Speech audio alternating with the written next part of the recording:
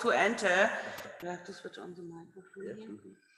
And welcome back to our next session, to the afternoon session of our art day at the Space Renaissance Art and Science Festival here in Berlin. And I'm so happy that we have now a guest from the United States watching. Our next speaker will be Bernard Coyne, our president. He will talk about Art Moon Mars, the Moon Gallery, and Moon Mars Museum. So we have a lot of projects, as you see. We will Art Mars to the moon and beyond. And we want to construct a library, build planets. And yeah, the stage is yours. Are we online, Adriano? Chief Technologist? Well, we are online. Yes, so Thank please can you start my presentation? Okay. Beam me up, Scotty. This is Scotty Adriano that is doing all the technical side. Do everything, okay. Excellent. So I'm Bernard Coyne, so I'm president of Space Renaissance International. And really, I want to say we had an amazing Space Renaissance International Art and Science Festival. First day dedicated on philosophy, on society, and technology. And second day on astronaut and habitat and training. And today it's about humanities and art. And so, yeah, I would like then to share with you some results from a platform, an initiative that we have started some 15 years ago, actually. On one end, with the support of the International Astronomical Federation, IF, the Itacus Committee on Cultural Utilization of Space, where we have here some members like Sabine, like Adriano, like Marlene also. And also, we started some 12 years ago called Art Moon Mars, initially with the support of the European Space Agencies and also some other agencies and universities. So in the scope of some 15 years of activities, we have got a number of project pilot platform, and I have just put here some names of those that have been working with us in the last 13 years in reverse chronological order. And but clearly, in the last year, we have been really very pleased to work together with Sabine Heinz and the Space Renaissance International, and she's leading this art chapter within that. But we have also Itacus colleagues, we have Moon Gallery colleagues, we have new initiatives called Moon Mars Museum. You will hear more about it. We have also worked with more the field astronaut, the Moon Mars team, which have also crossed the bridge between exploration, science, art, and also going to extreme places on Earth. So we work with the Vrije Universiteit Amsterdam, with the Applied Art Academy of Rotterdam, so Willem de Kooning Academy, where every year I had a class of young artists, some 30 artists inspired by space, the moon and Mars. I talk also about a project called Global Science Opera, which is a worldwide broadcast of a science-oriented opera with 20 countries involved. We even had a special study about a library. So you see, Sabine mentioned about the library on Mars. We worked also on the concept of an Alexandria library on the moon. So what do you put there? How do you access it? How do you retrieve the data from the Alexandria library in case everything disappears on Earth? And we have also a series of program called Today's Art, the largest electronic arts festival that is taking place in the Netherlands for the last 15 years. And we have collaborated to include the space, science, and technology dimension into it. We worked also with the Royal Academy of Fine Arts and the Royal Conservatory of Music in The Hague, called KABK, in particular with the art science class. And there with some artists and some faculty, we developed for 5 years a program where we had 30 students every year between art science working on topics inspired by space. And before that, we had even a kind of a creation event where we organized a Moon Life Academy. What would it take to live on the moon? And this was led by an artist, Alicia Framis, an artist actually that is quite well known and that even lived in the streets of New York for 2 weeks dressed as an astronaut. And so we got a great lady. And before that, even we went to Mars with our Young Moon Mars campaign, as we have described, with the Mars Society.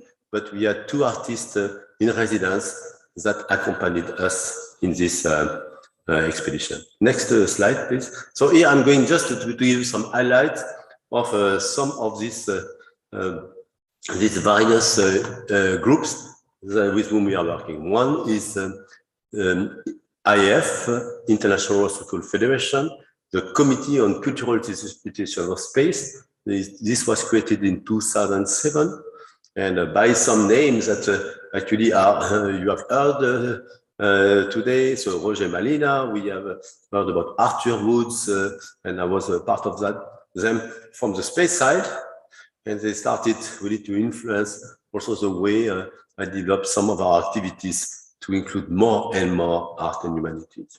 So Itacus wants to promote and facilitate the innovative utilization of space. It was also at the time where at the European Space Agency, we are looking at a payload of artistic or social nature we could bring on board the space station. So we in the language of ESA, we have a program of space station utilization. So we say, oh, what about cultural utilization? That's how the name was brought together, cultural utilization of space. It's sometimes a debate with the artists. They say, oh, no, we don't do utilization. We do noble task with not utilization. But I love the fact that we say we do something useful, but also something that transcends what is humanity. So we kept the name cultural utilization of space. So we help to develop some projects that are bridging different space organization, industry, but also the cultural sectors. We help in the production, preservation, representation, education, and development of cultural activities in space. And we try to have a number of advocates, ambassadors for this. Now that we have been in our committee, Sabine, so we have one great advocate also with a strong collaboration with the Space Renaissance Art Chapter. And we try to develop a platform for communication, also for presentation of our results to the space community at large. We do that at the International Astrophysical Congress, the largest space congress every year that is going to different places. Last year we were in Dubai together.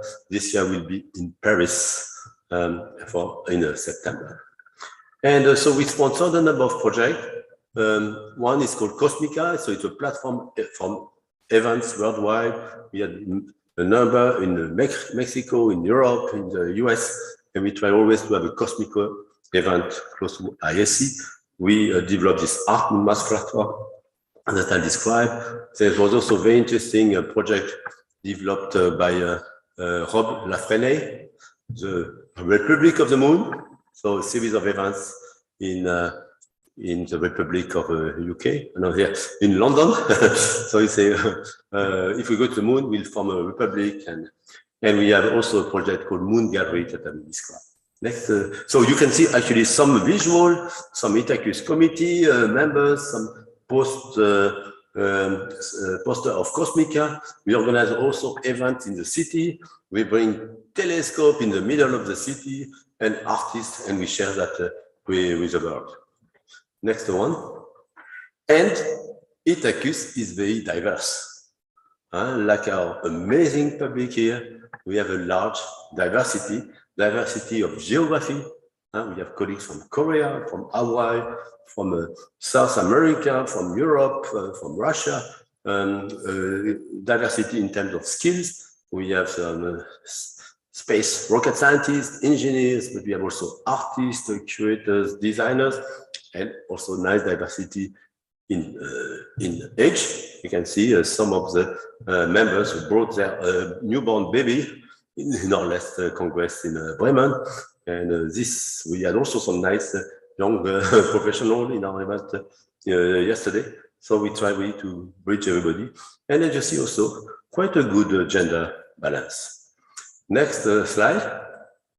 So when some 10 years ago, we started a series of initiatives with Itacus and also a platform, Art Moon Mars, that we hosted at the European Space Agency, ESTEC. We had also a so-called topical team. So there are some various expert teams that work on space station experiment that we created a topical team on art on the space station in space. You can see some of the members there.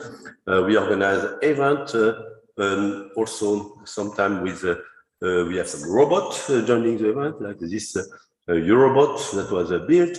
We organize even some. We produced an opera, a Baroque opera from Jean-Jacques Rousseau. You know, it's also a very popular composer, and the opera was called Le Devin du Village, and we performed that using the space modules of ESTEC as our stage. We have also we use, for example, some of this Columbus facility. You can see in the lower, so you can say in the B3 frame, the B3 frame, you see, for instance, the musician from this Baroque opera encapsulated into the Columbus module that we have at ESA, and we have a number of concerts in the good tradition of music on the Moon and Mars. So next slide shows actually some example of some designer visiting the ESTEC and the Columbus module, so that's a European laboratory on board the International Space Station. We have a mock-up at the ESTEC, and we make them discover what space is. They can enter in the zero gravity module and virtually float inside. We even invited a famous trio from Rotterdam orchestra to play in front of the moon. And we organize always a number of events, visit, workshop, where we mix the artists, the designer with the scientists and engineers. So that's our Art Moon Mars initiative. So that's the first level where we put these communities in contact. The second level is when we do some work together. That's the next slide. So we discussed also that we produced this global opera, the Devin du Village. So we do this program, Music Moon Mars. And I know Adriano is very attached also to include into arts the musical dimension. So that's a slide for you. And clearly in Space Renaissance Art Chapter, as I've been described by Sabine, you have all these different art media that are welcome. Next slide shows an example. This is called the Global Science Opera. It's an opera in the very broad sense, global in the sense that it's global over the world, but it's also global as it includes the different media as well. So every year we select a theme of science, and then we invite 20 countries. Typically, these are 20 high school classes to write the theme from this opera. So we give a general narrative, and then they write it and they perform it, and then it's played in real time on a global television, and it's rebroadcast in the 20 countries. So in 2016, the theme was about ghost particles. This was in collaboration with the CERN. In 2017, they proposed me to, they asked me to write a script, and so I wrote a script about the Moon Village. And the Moon Village was the story of the first baby born on the moon. As you know, I've mentioned to everybody, I'm going to retire on the moon in 20 years. So in 2040, there will be 100 people living sustainably on the moon. And of course, if you put 100 people together, which are bright and beautiful, there will be some baby born. And so what do you do with a baby? You have to teach them, they go to school, and what do they learn at school? From the different culture that they come from. And so that's a story in the Moon Village. A young girl, Sophia, born on the moon, is going to school with her peers. And actually at school, they do science, they do technology, but also they do dance, they do singing. And so in the opera, you can see all these aspects mixed. But at some stage, some of our schoolmates want to go to the Earth. Sophia was born on the moon, never perceived Earth's gravity. So there's a big issue. Can she manage to go? And so there's one character which is called Gravity, which is not so easy. But with the help of some robots, she managed to go to Earth. Next slide. So we worked.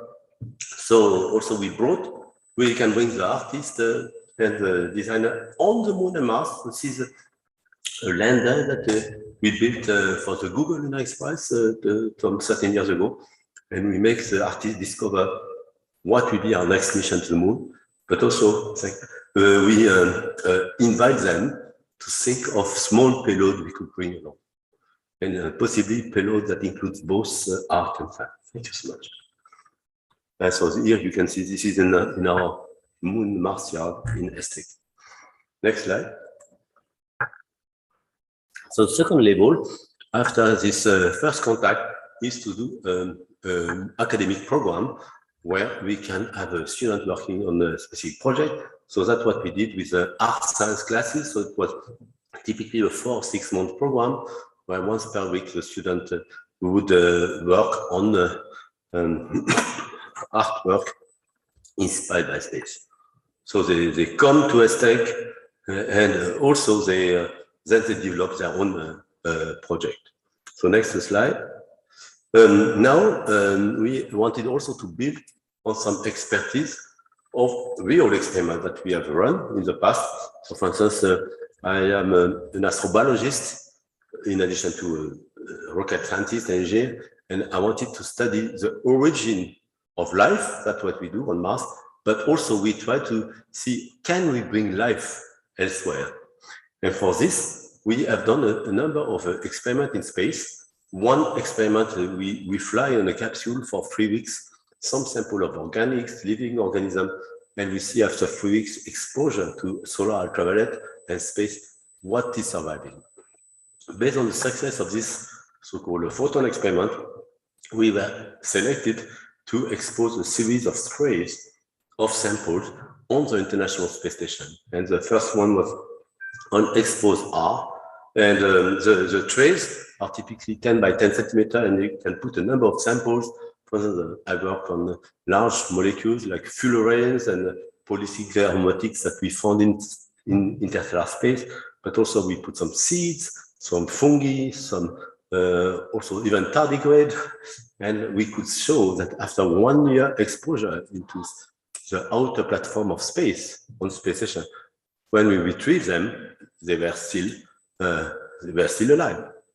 And so that's an experiment actually where the astronaut has to put the tray outside, and then he has to do another EVA to retrieve it. So we reflew this in 2014 for another set of experiments called Expose R2. But in 2010, I had some idea inspired by this. Why don't we invite also the art science community to propose samples that we could put in space? And also, as you have seen, I have been involved in the Smart One mission to the moon, landed to the moon. We thought we should put also art payload on the moon, possibly not only individual art, but a payload that expresses what our whole society can provide. So I thought of a collective payload, and in the form of a tray of 10 by 10 samples, or 100 samples from a diversity of art scientists. And that's how the idea of the Moon Gallery was born. Next slide shows, actually, so we made a series of calls to the communities, starting already at the time of this Moon Life Academy in 2011. Then we created our own organization calling for input, and then we received a large amount of input for ideas. So, and this is still open. So the website is moongallery.eu. You can propose artwork for that. So the next step, we try to execute. So we are planning within 2 years to have this trail moon gallery sent to the moon. But before that, we wanted also some milestone. We are going to space, and that's we have developed a precursor flight version. That's the next slide. Yeah, we have also organized. So first we have Mary with us. She has been from the beginning of this phase of developing moon gallery exhibits, where we go in various places on Earth, cities, but also we. So here, for instance, some exhibition we did in The Hague recently. We did some in Leiden.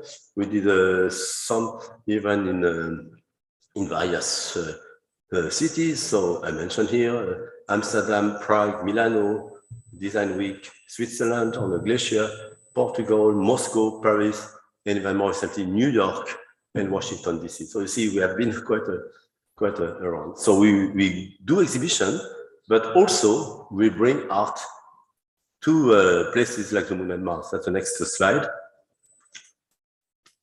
We brought it to volcanic areas that look like the moon. For instance, I did a number of expeditions in Etna, volcano, Iceland, Hawaii, and even in Chile, Atacama Desert. And we brought some copy of this moon gallery there, also as a preview of how it will look like when it will be placed on the surface of the moon. By the way, this gallery of objects of different colors and texture, this can be used even for calibrating scientific cameras. You know, you can see in the lower right a picture of so a volcanic area with our moon gallery 10 by 10, but also on the edge you have the image of the color calibration frame that is used to calibrate the cameras for the Mars Express PanCam camera. You see, we can use also this synergy between art and science. Okay, so the next slide. Eventually, we prepared a precursor flight program, moon gallery on board the International Space Station. And actually, Mary, that is here, developed the container to put this moon gallery in a special configuration where not only can be seen from outside, from the astronaut, but also from below with a special camera developed by NanoRacks. And eventually, we launched this on 19th February, together with Mary and Hank Rogers and a few, Eva Petrich. We hear later, we went to the US to see the launch on board the Cygnus cargo and the Northrop Grumman rocket. And then it was put into the space station.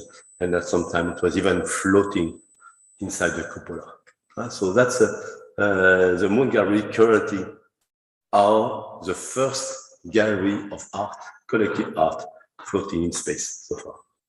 Okay, so that's the next slide. Okay, just see, this is done, that's one dimension, but we try always to connect what we do for culture, art, with what we do in the other topics, like science, technologies, astronautics. And so we want really to go as a society as a whole. Thank you very much.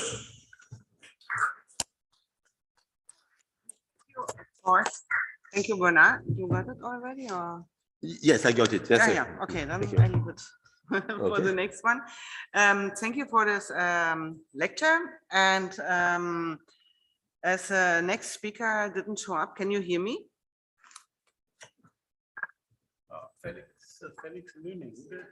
Yeah, it's not here. No, not here, and I don't know if we have. No, you can hear me now. Yeah. Then next speaker has not shown up. No. Marie Cooper would take over the session, and so we have a little bit earlier our next coffee break. Marie is an artist from Holland, and she also participates on the Moon Gallery. Her artwork has been into space, and she will present us her artwork, and we'll talk about this. Very welcome. Excellent. The stage is yours. Yes, but I have to download. Yeah, you have to the download. presentation. Or you have it on a stick, maybe? No, No, you no. don't. Need to be prepared. Yeah, cool. So we have to solve this. If there are some questions? Yeah. Yes, if you want to join some of our initiative, Art Moon Mars, also the Itacus Committee for Cultural Digital Space, and you can contact us, the Space Renaissance Art Chapter, of course, as we have Yeah, you can mentioned, contact me for the Space Renaissance Art Chapter. and for the various initiatives like And Art Moon Mars, also, if you want to send your Art art Goes to to Mars. Mars, then you are welcome to contact me. Are you ready, or you wait for Adriano to? Oh, Just a moment. Wir tauschen noch mal die Karten Coming. aus mit den Cyanobakterien.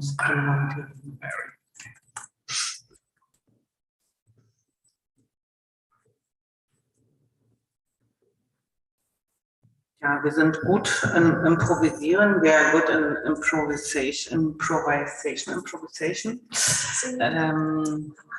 yes, And okay. improving. Another fly me to the moon. Ja, genau. We can have a small music introduction. Yeah, okay. Then, Mary, the stage is yours. Here's your microphone. There's a camera. I can put the camera that you are seeing. Very well. Take the microphone. Okay, hello. Test 1, test 2. Test.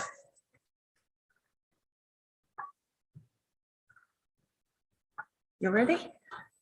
Okay. Hello, my name is Mary Kuiper. I'm a sculptor. I usually work with bronze sculptures. But since February, I also am a space artist. Next slide, please. My glasses. Well, since my youth, I've been obsessed with nests. I was always looking in the sky to birds flying. I was looking at the moon, and also, obsessed and amazed by birds having their nests, but leaving their nests and going to the other side of the world, and well, sometimes coming back the next year. And so I was really thinking, okay, the birds have their nest and they return sometimes after a long trip to Africa, whatever. But we as humans, we're also traveling a lot and exploring, and we've seen everything on Earth, and we feel like we now have to leave and go into space. So I really think that we need to see that Earth is our nest, and that we as humans explore, and also will return, or maybe stay on the moon or in Mars, or whatever. It was in, next slide, yes. It was in 2000. I see your machine, so I can. Yeah, it was in 2018 when I joined a workshop at Poultry The Hague. I'm an artist and also member of Poultry, and that's where I met Bernard and all other artists and space fanatics and scientists. And it's there that I heard about the Moon Gallery. The Moon Gallery, well, you just heard about from Bernard. It's an international collaborative artwork in a gallery of ideas. Each artist only gets 1 cubic centimeter to think of an idea, create an idea, and create an artwork that has to fit inside. And from the moment I heard about it, I couldn't stop thinking about it. I worked with bronze, made those big sculptures from bronze, like this big, and real heavy.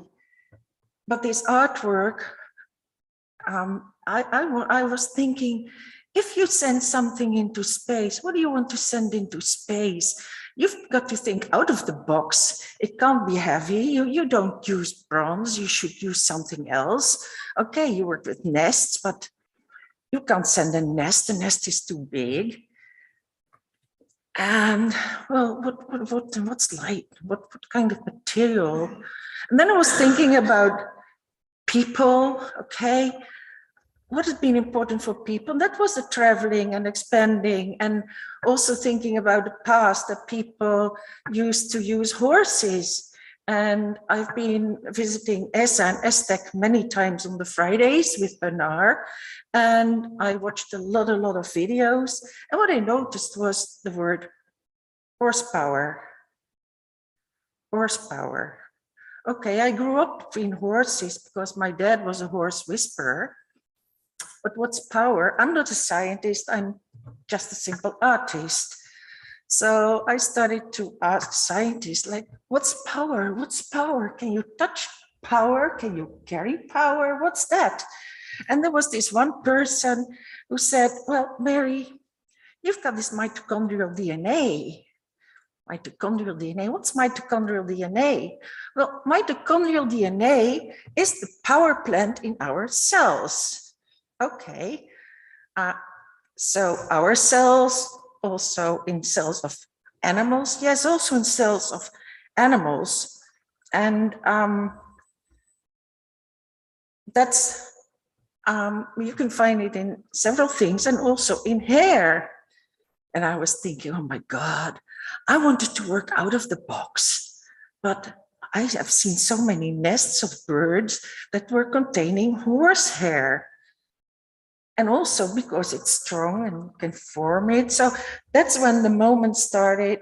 And I thought, okay, maybe I've got to try and make something out of horsehair. But what is it you can do with it? So I've been experimented, and I all the time came up with the circle, also because of its infinity and its strength. And at the left side, you can see one of the, well, it was the first attempt of a nest that I thought was okay. I've used many hairs because I really wanted it to be tight with, how you call it, with knopen, knot or whatever, because I didn't want to use any other material beside the hair. And at the right side, you see one of my bronze nests, which is about this big, like 35 centimeters, I think 40 centimeters. And this little one on the left side is something like 9 millimeter. So that's a lot smaller. Okay, and because there was this one scientist who told me that mitochondrial was not really only in the hair itself, but in the haarwortel. Now I forgot the word in English. Well, that's what. So I really tried to get the haarwortel, and I also used it in my piece. So I've been reading a lot, and what I also heard was that the purest horses were found in Iceland, because horses that have been exported from Iceland are not allowed to come back into the on the island anymore. So I thought, okay, if you send something in space, it has to be as pure as possible. And the people from Chile knew about the fact that I was thinking about Iceland and the horses. And then Charlotte Powell's called me and she said, well, Mary, we're going to Iceland for chill ice. So if you want to come, you're welcome and stay with us and you can collect your horsehair. So that's when I went to Iceland. Right, you see 3 astronauts because they, with Jill Ice, they were testing astronaut suits and also habitats in lava tubes.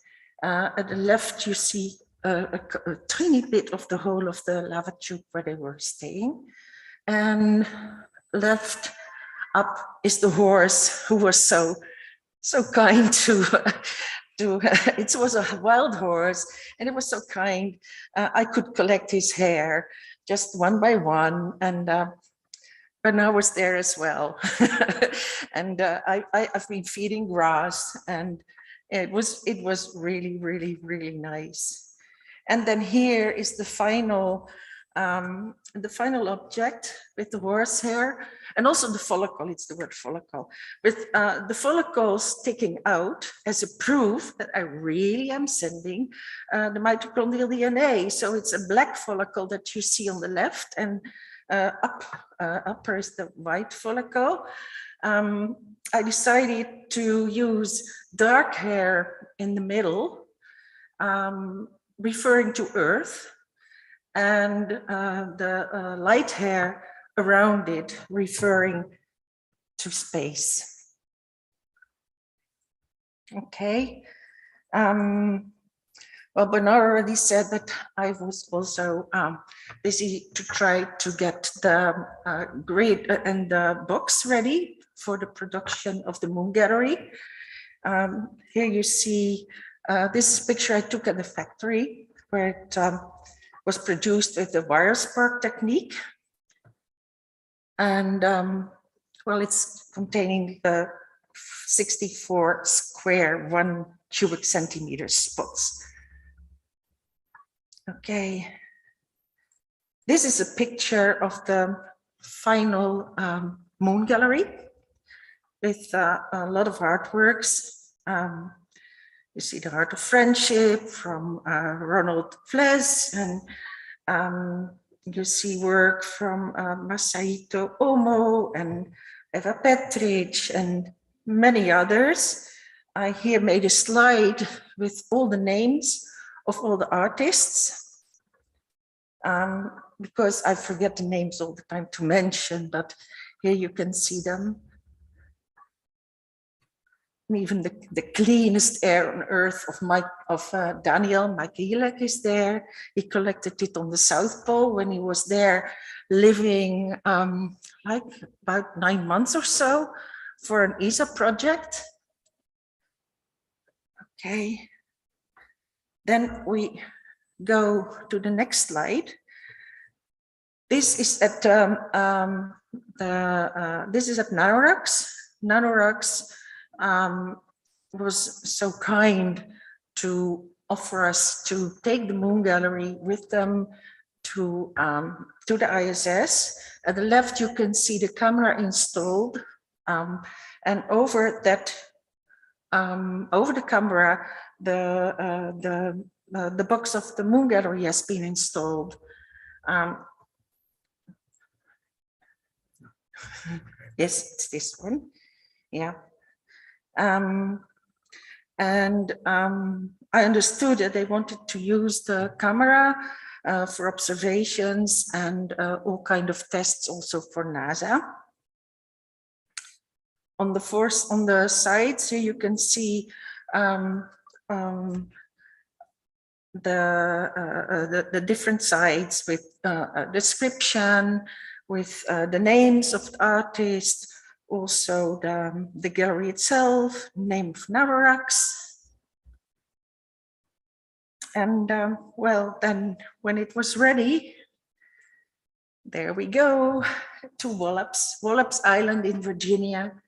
I was so lucky to be present at the launch together with some other artists. Hank Rogers, who was speaking yesterday, he was there. Masahito Omo, he was there. He's a Japanese artist. Eva Petric was there present. She will speak later. And also Bernard was there, and we had a fabulous time. It started in New York, where we had, thanks to Adriano, several sessions recorded and Yeah, thank you, Ariana, for all your help during our week in the Thanks to you. Thank you yeah, very no, much. thank you. It was really well appreciated. And well, we started in New York. After that, we went to Washington, D.C. We had several poster exhibitions and sessions. And after all this, we had a lounge. And this, we were invited by Nanorox themselves. And from their spot, we could see the this, yeah, it's so strange. It's so strange. You're standing there, you feel the power, you hear this sound, and you know that you're miniature because my piece is like 8 millimeters by 4 millimeters, and it's in this huge rocket. It's yeah, I don't know. There's a lot happening with you when you see this alive. Well, and after the lunch was on the 17th, and in the early morning of the 19th, the sickness module arrived at ISS. Here you can see it was grabbed by the Canadian arm, and it was supposed to be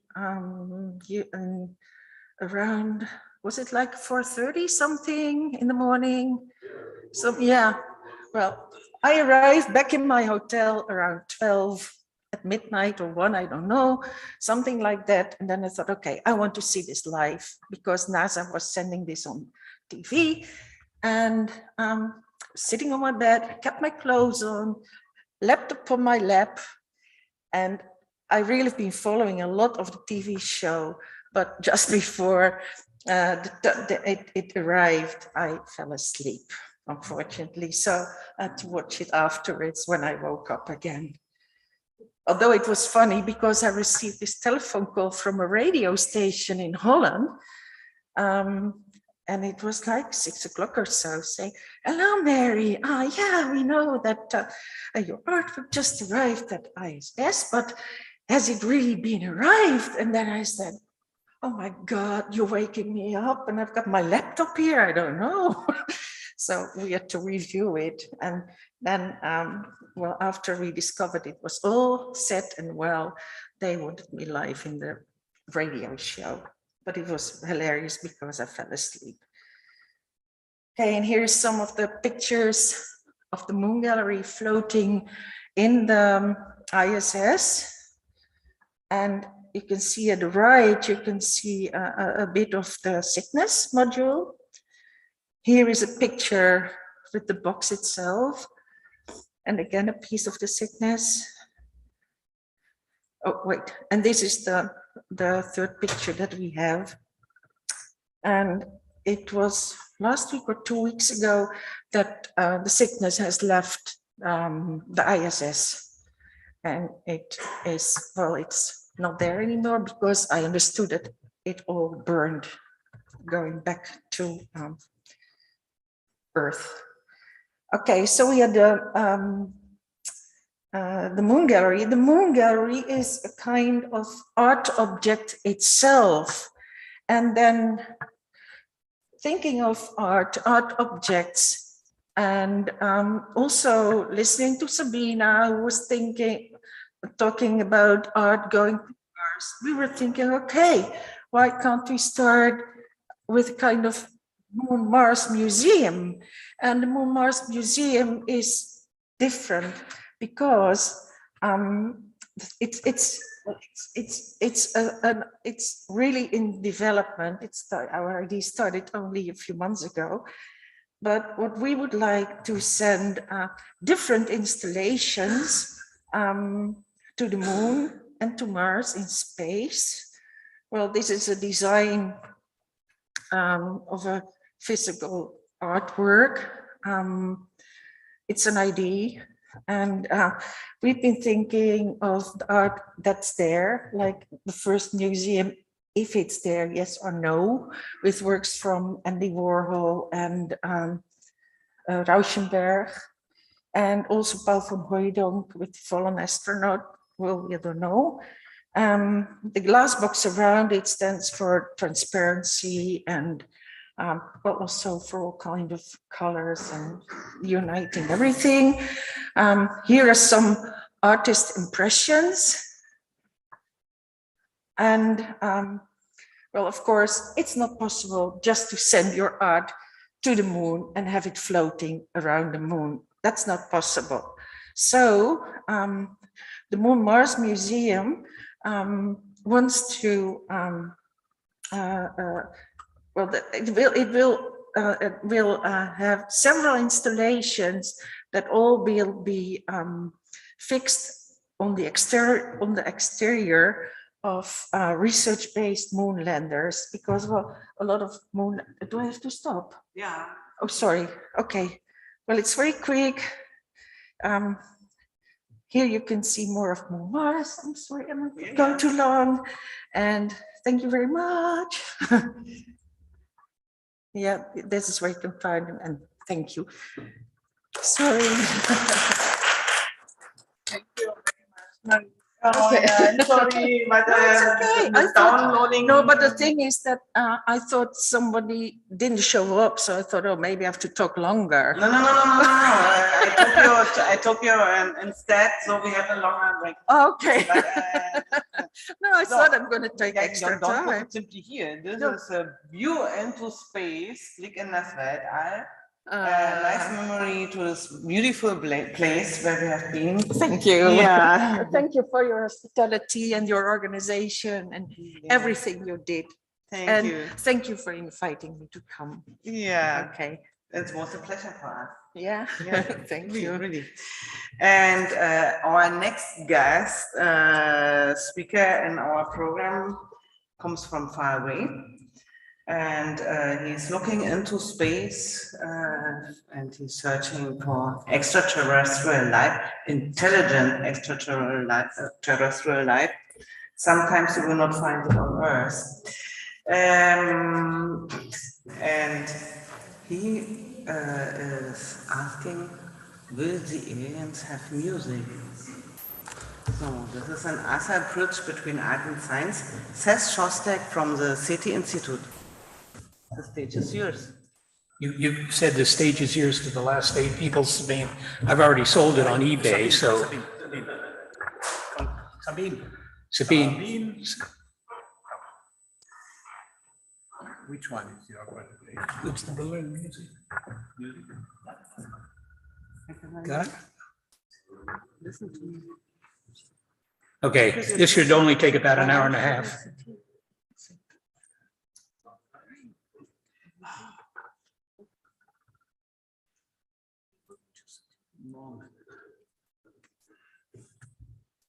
Pretend that I do 3 things altogether. Just hit F5.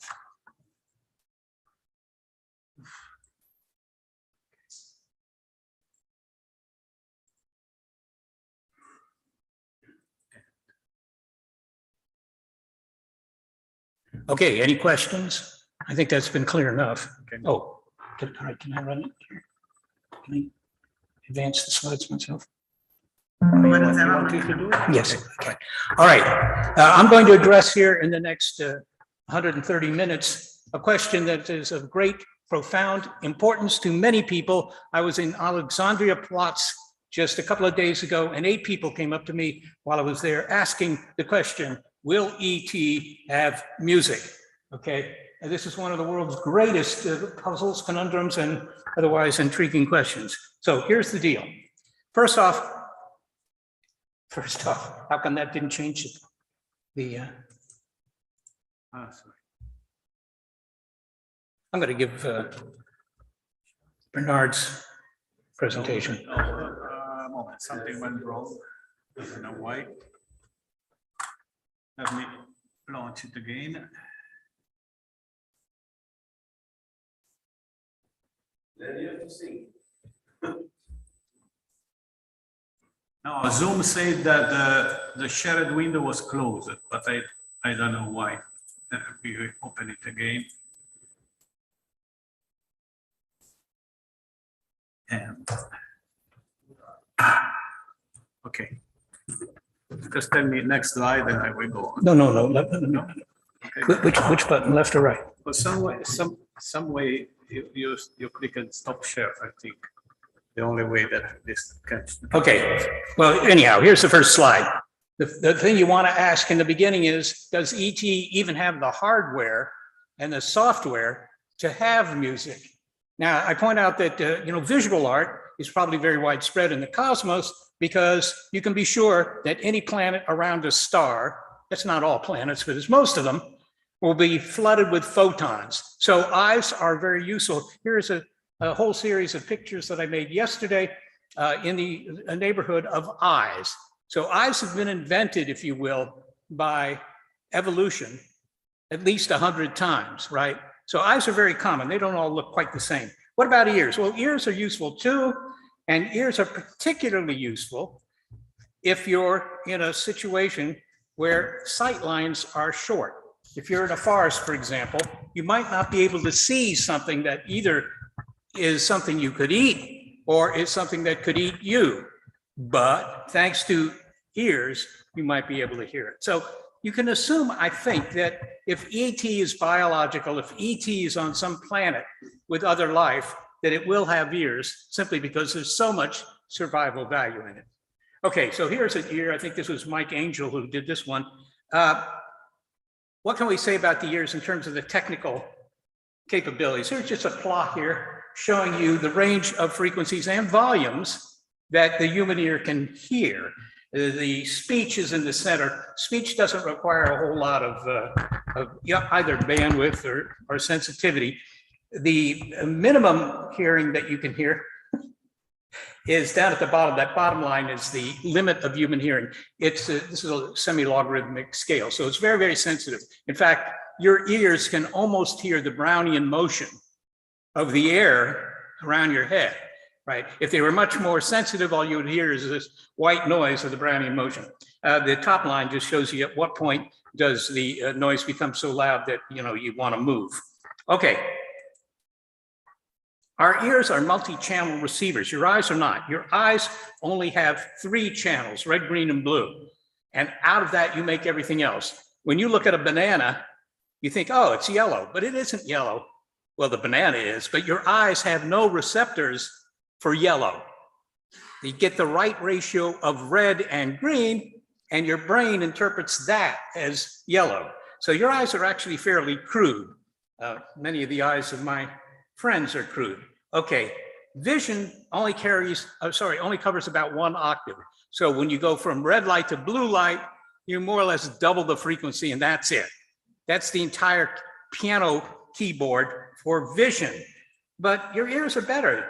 You can hear roughly 40 simultaneous channels. In other words, if somebody plays C and E on the piano, 2 notes, you hear them as 2 notes, right? Your eyes wouldn't do that. They might make yellow out of it or purple or brown or something like that. But your ears hear multi-channels. They have multi-channel capabilities, and you can have more than 2 notes. Anybody who plays a piano knows you can have more notes than you have fingers, so it can be a lot. Hearing covers 8 or 9 octaves, much, much more than your eyes. So, even though hearing doesn't get a whole lot of attention these days, the facts are that your hearing is in many ways better than your vision. Okay. So here's a bit of music. You may notice that the words are in German, and that's because somebody who played the oboe years ago told me that music, modern music, was invented in Germany. So I don't know if that's true, but in any case, here you go. Now, here's the range of frequencies for various critters. You may even find yourself here. Men and women are at the bottom. We have fairly limited range of frequencies that we can, sing in. The piano's fairly close to the top. In fact, the only thing that has a greater range in terms of frequency than the piano is a pipe organ. I don't know how many of you have one of these at home, but if so, you notice you can get to much higher frequencies and much lower frequencies than you can with the piano. All right, so these are the technical considerations. Here, again, the range of frequencies for various animals and, sheep, bulldog, bat, whatever. All right, that's just the physiology though. And that's not the interesting thing, in my opinion. Why do we have music? That is the interesting question, because most of the abilities you have them because evolution selected for them. there was survival value in having those capabilities, right? Having stereo vision, for example, your eyes face forward. You look at a horse, the eyes are facing off to the side. Right? That's not so good for stereo vision. And that's why when you go to the movies, 3D movies, you see very few horses in the audience because they don't have that stereo capability. All right, we have music. Why? Nobody knows why. The answer is we don't know why we have music. And in fact, Steven Pinker, who is a faculty member at the Massachusetts Institute of Technology, says music is auditory cheesecake.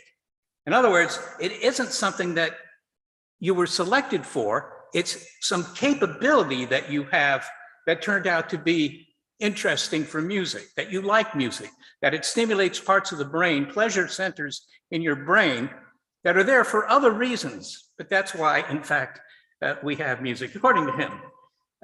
It's also a social glue, right? Schultz Makuch, who was here the first day of the conference, pointed out that music serves to keep a tribe together. It keeps a group together, and there's survival value in that. So maybe that's why we have music. The third possibility is that it's simply a signal for fitness. The guy who's written a lot about this is at the University of New Mexico, Jeff Miller. Hello. What are you doing, Andrea? Okay. And he points out that in reproduction for humans, it's the usual story. The males display and the females decide. So the females are paying attention to something like, well, how clever is that guy, right? And you might say, well, what do they care? Why would they want to have a smart male partner? And the answer is, in order to wire up a brain correctly, your DNA has to have rather few errors in it. So they're actually not interested in having a smart husband. They're interested in a husband who will father kids that are healthy, that get wired up correctly. So they say, all right, if that guy across the bar there can whistle a tune, then that says something about his brain organization, which says something about the DNA organization, which says that the kids will be healthy. So that's why women seem to have an interest in male singers like this guy. I don't know who he is, but there you go. Certainly attracted a lot of women. Here's Ravi Shankar, also attracted a lot. Tom Jones, and here you see women firing their underwear at the singer on stage. I happened to see Tom Jones about 22 years ago in Washington in concert. He was somewhat older. The women were keeping their underwear to themselves. Okay, so that, according to Jeff Miller, that explains why you might want music. Okay, oh, here's another example. You know, it isn't a female singer in the center with 4 guys around it. The women like this guy because he can sing. They think the kids will be healthy. All right, let's just talk a little bit and briefly about considerations of tonality. In other words, how many notes, what kind of notes, all right? Now, if you're only gonna, sing monochromatic music, if you're gonna whistle, whether you're ET or a Homo sapiens, you can't make chords. Very few people can whistle chords, right?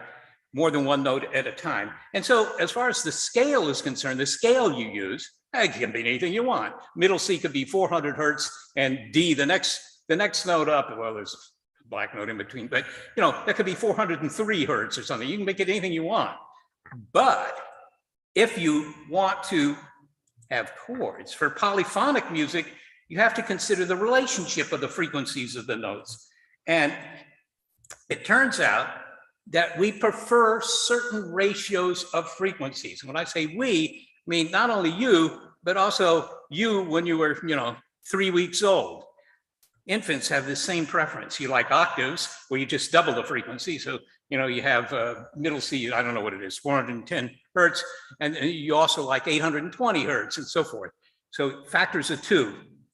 But you also like fifths, 3 halves. You also like fourths, and you like thirds, okay? These are ratios of frequencies that you like, not because you were taught to like them, but because of the interaction of the harmonics and the frequencies in such a way that your brain finds it appealing, okay? Now, this is fine, and you might say, okay, this is good, but I'm really thinking about what I'm gonna have for dinner tonight. But the thing about this is that it leads to some interesting problems that were recognized hundreds of years ago, and maybe even before that, because Pythagoras Pythagoras. He invented this instrument, a one string instrument where he had he could move a fret back and forth, and he could sort of tell those frequencies that were appealing. All right. Now, this preference for thirds, fourths, fifths, and octaves leads to a problem. Here's a piano keyboard. Suppose we, oops. All right, let's start with middle C there. It's probably not really 261 hertz, but let's say it is. Okay, you see middle C there on the left, and if you double that, you get to the so next octave up, 523 hertz, it's double. You double that again, 1046 hertz. This is what your piano more or less has. You say, okay, fine, problem solved. There are 12 steps in between, I understand it. But if you now consider, you're going up by thirds, a ratio of 5 to 4, all right, you go from C to E, all right. But then if you start at E, you go up to G. If you start at G, you go back up to C. It looks pretty good, except that the frequencies are not meshing anymore, right? There's the first frequency, there's this next one up by 4/3 by 4/3. And 510, when you've gone up an octave, is not twice 261. Now, I know that only 1.5 of you in the audience here is actually following this. It doesn't matter whether you follow it or not, as long as you, in fact, get the idea, right? That you can't, this doesn't work. You want thirds to be thirds, you want fourths to be fourths, and you want octaves to be octaves, but you can't actually do it. It's bad news. And this is the mathematical reason that it's bad news, but from your point of view, it means you have to make a compromise in the way you tune a piano or any other instrument. And in fact, this tuning to make it as compatible as possible with the frequency relationships that you like is called tempering, right? You remember the well-tempered clavichord. I always wondered what that meant. I always thought well-tempered clavichord didn't get mad at anything, but that's not what it means. It simply means that some compromise is made that allows you to do the following. Either you have one key that is perfect in all these relationships, or, because nobody wants to be limited to one key, you make all keys equally bad. And that's the situation in music today, in Western music. All keys are more or less equally bad. So that's what we use. And in fact, this is a photo of a couple of guys that none of you probably know. The guy on the right is a guy by the name of Barney Oliver. He was head of the research and development lab at Hewlett-Packard for many years. If you have a pocket calculator, it's due to the guy on the right. They're celebrating Fasching here.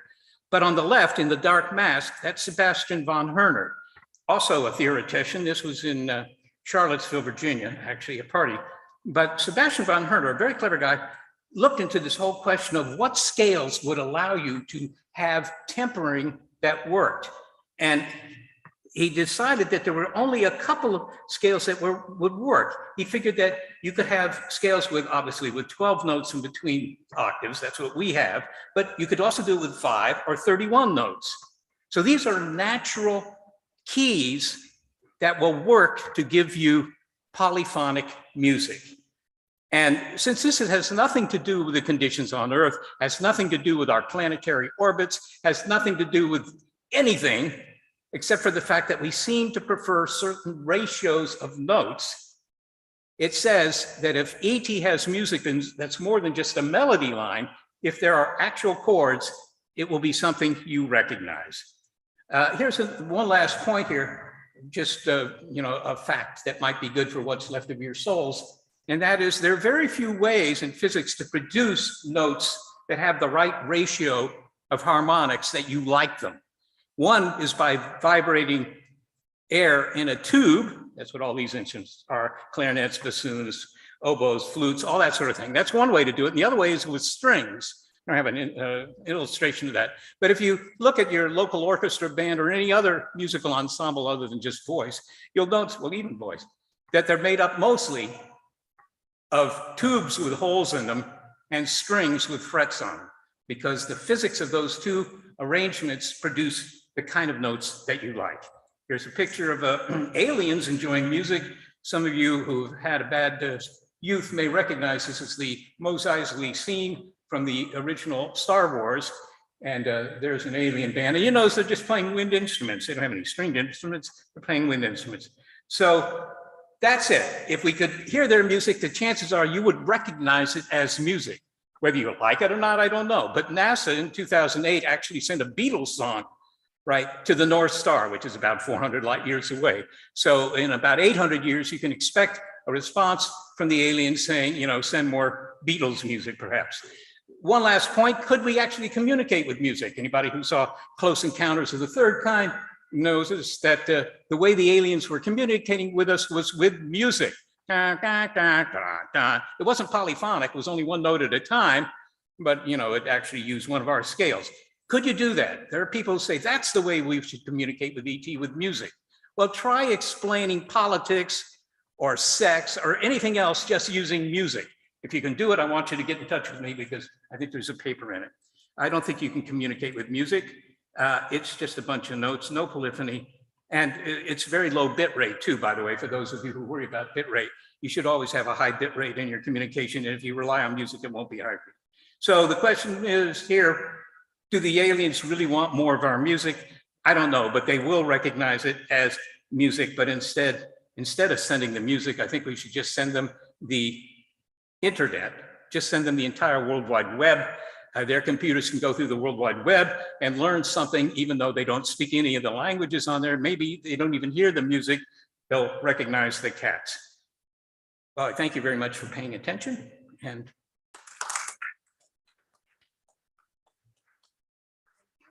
Are there any questions? anybody conscious? You got the book already? Yeah, okay, you want a second one? So, yeah, because to learn what. So, thank you, Seth, for this fast lecture. And I have your program, sorry, I give it back to you immediately.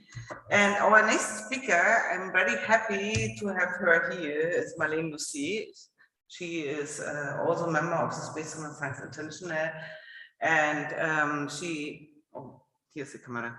And she will look into the matter of law between art and space law. And I'm really, really glad that I could win her for this topic. And Marlene, the stage is yours. Do you want to share the screen by Adriano, or do you have your own presentation? I have my own presentation. Let me just make sure that we're okay with it. You let me know, Sabine, please, if it's okay. That's Do you fine. see it on your screen? Yes? Yeah. Okay, well, I'm very happy to be here. My presentation probably won't be as exciting as the last few, given my more boring discipline of law in some sense, but I do wish you a good afternoon. My name is Dr. Marlene Michelle Lozier. I am principal of the legal boutique Lozier Gonzalez, based in Washington, DC. As a legal expert in cultural heritage and art law, as well as a legal advisor on space law and policy, I often counsel on where these subject matters intersect, particularly relating to policy considerations surrounding sovereignty and jurisdiction when they conflict and are evoked in areas beyond national jurisdiction. Move to the next slide. I am also Director of Space Renaissance International, SRI, with Sabine, Bernard, and Adriano, and the chair of its International Law Committee. It is especially for this reason that it is a particularly great pleasure for me to participate in the Space Renaissance 2022 Art and Science Festival, and to help advance the SRI's dedicated efforts to realize a more cooperative space regime where not only governments, scientists, private entities, and entrepreneurs, but also artists are expressing and exploring the boundless limits of human imagination and creativity. Today, I hope to provide a brief overview of key legal considerations for artists as they plan their art and cultural expressions, both through tangible and intangible form that will exist or will have existed, at least for some time, in the physical environment beyond Earth. This off-world art is distinguished from on-world art, which is located or expressed instead on Earth's lands, in its air, and under its waters. Inspiringly, various artists have had the great satisfaction of creating off-world art already on the moon, having orbited the Earth, and even that has left our solar system and is traveling in interstellar space. Others are in the process of planning such art. As you may know, aside from the imaginative and magnificent processes utilized to create off-world art, there are several practical issues that are considered. It is quintessential to address the material and technical requirements to create and express off-world art in the varied and still yet to be fully understood outer space and extraplanetary settings in which it will exist. Quintessential also to consider are the logistical matters of its transport and our installation to, from, and in those extraterrestrial environments. Addressing these practical issues is often far more complex than addressing them as they relate to art on Earth. Experts specialize in subjects ultimately affecting these considerations, however, continue to seek through multidisciplinary research an increased understanding of these issues and to develop improved technologies that can ultimately lead, if even indirectly, to a more elaborate and popular field for off-world art. In addition to these practical considerations, also of considerable impact to off-world art are the legal parameters affecting it beyond Earth. Like the many unknowns and ongoing efforts to better understand the practical issues, there are also many unknowns and ongoing efforts to improve the legal framework under which off-world art is ultimately regulated. These efforts have led primarily to the United Nations Committee on the Peaceful Uses of Outer Space mandate to its legal subcommittee to promote the progressive development of international space law by incorporating 7 Unispace plus 50 thematic priorities, including the legal regime of outer space and global space governance, and the development of legal and institutional initiatives to ensure that international space law continue to be a relevant part of global space governance in the 21st century. As with most areas of ingenious human activity, the creation and installation of off-world art is progressing at greater speeds than the framework of rules that will be needed to regulate it. Therefore, there is yet no clear, reliable, or comprehensive legal framework for off-world art. Although there are beyond Earth forums, such as in modular systems like on the International Space Station, where contractual agreements between international parties have created a more nuanced legal framework in which off-world art can be regulated, generally, the framework for off-world art outside those contractual systems is not comprehensive and will vary based on the diverse mediums beyond Earth, each of which may be legally distinct based on respective international agreements and instruments. In sum, there are many gaps in the law surrounding off-world art that must be addressed. It will become increasingly necessary to do so as off-art law becomes more profuse and competition and/or even eventual conflicts between various parties resulting from it become too complex to resolve under existing law. And although many might argue that more rules might stifle artistic cultural expression and/or financial gain, there is nonetheless already in place to regulate matters beyond Earth a space law framework which is actively being improved at the legal subcommittee of the UN COPUOS.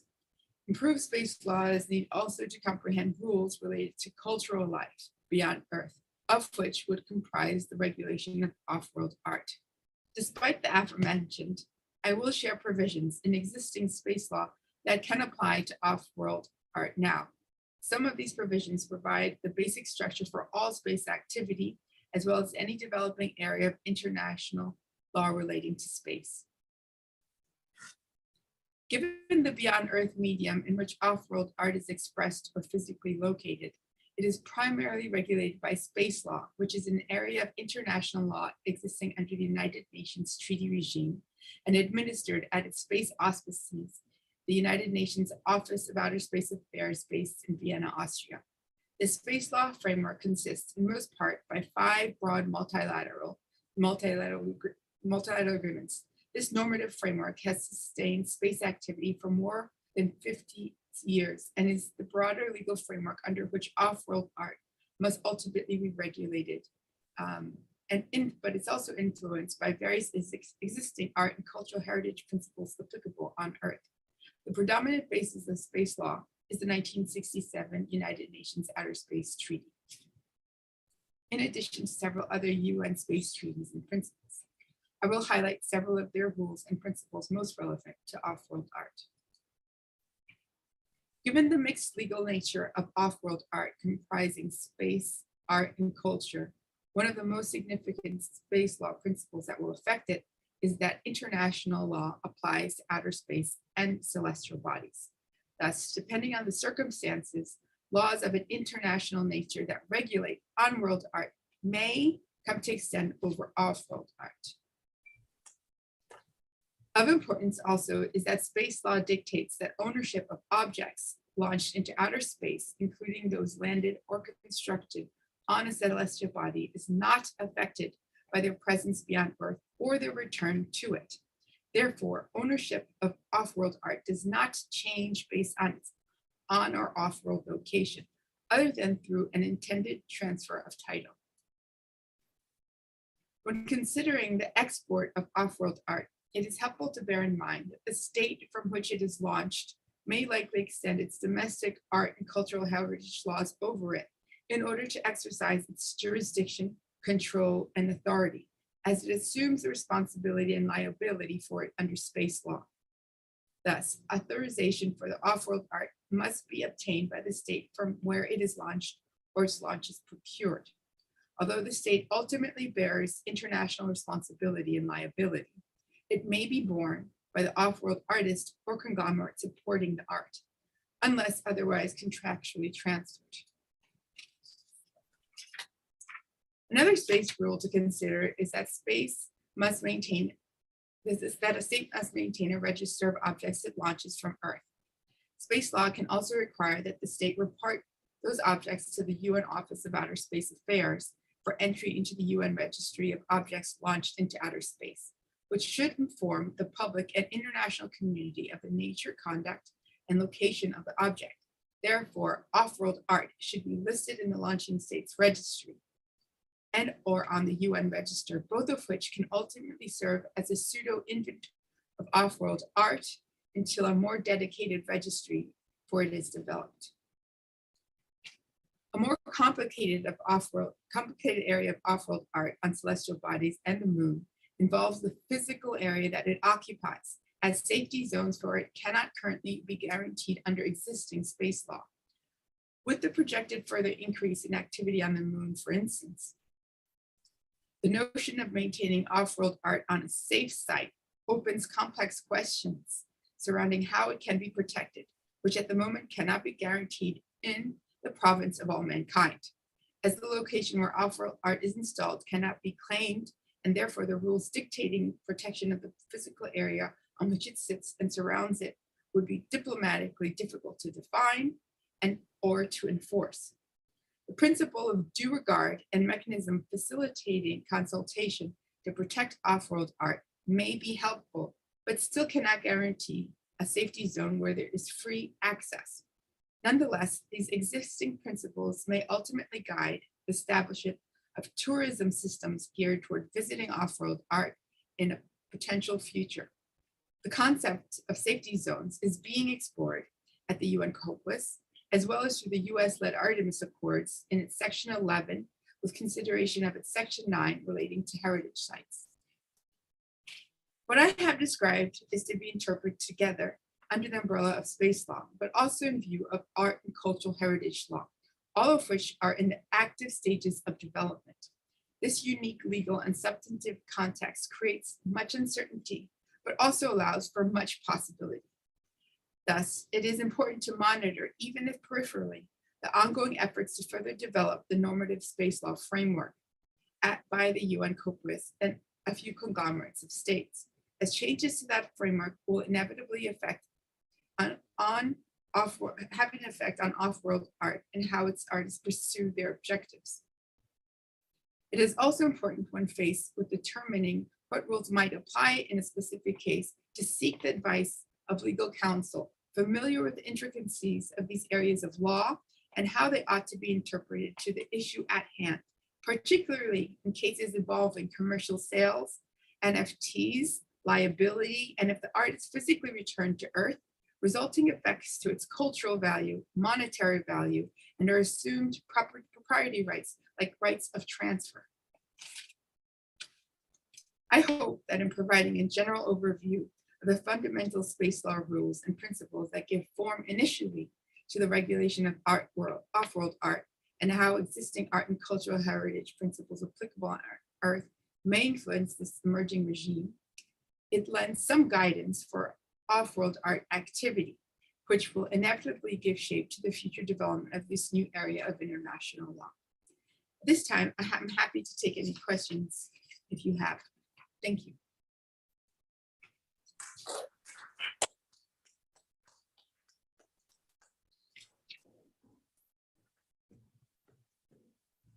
Thank you so much, Marlene. I'm really glad, and I hope we can have a longer webinar with this topic to go or to look into this matter more deeper, because I think it's of interest of anyone, of any artist who wants to bring art into space.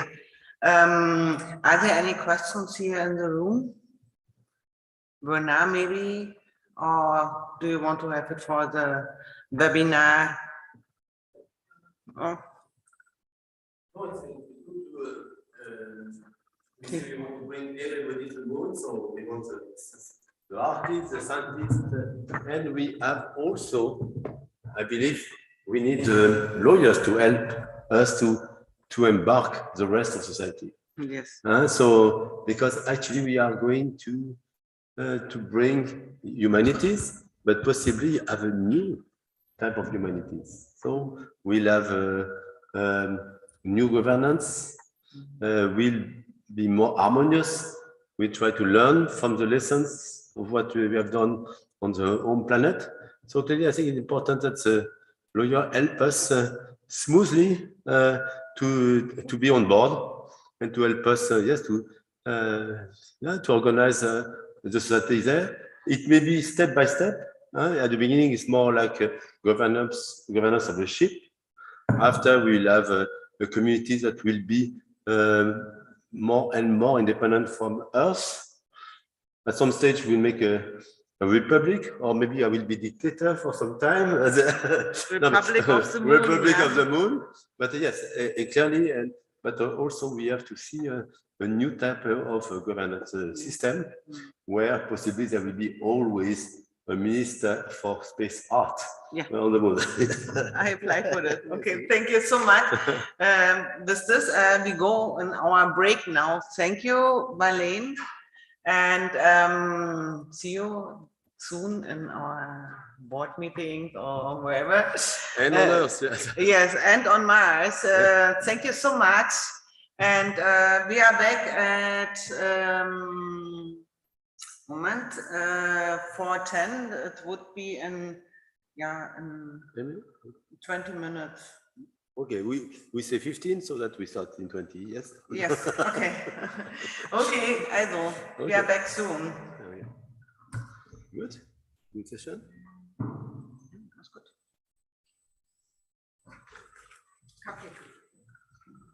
So we.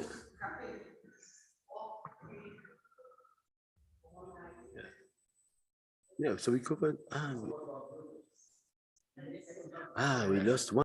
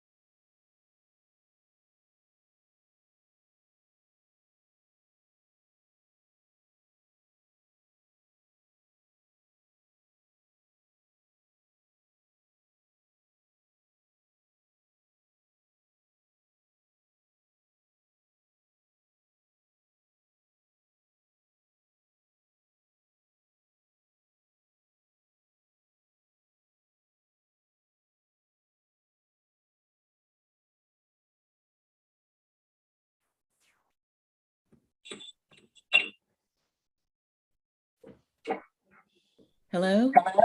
Hello. Hello. Well, we're here.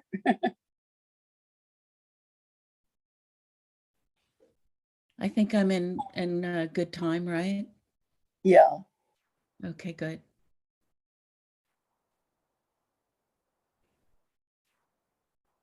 I'm just trying to, got in by my phone.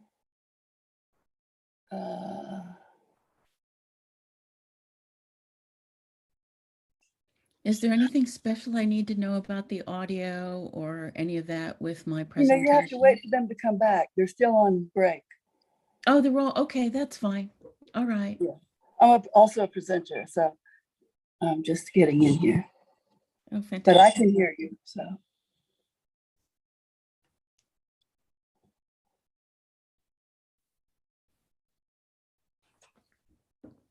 Receiving you 5 by 5, Cheryl. Hello.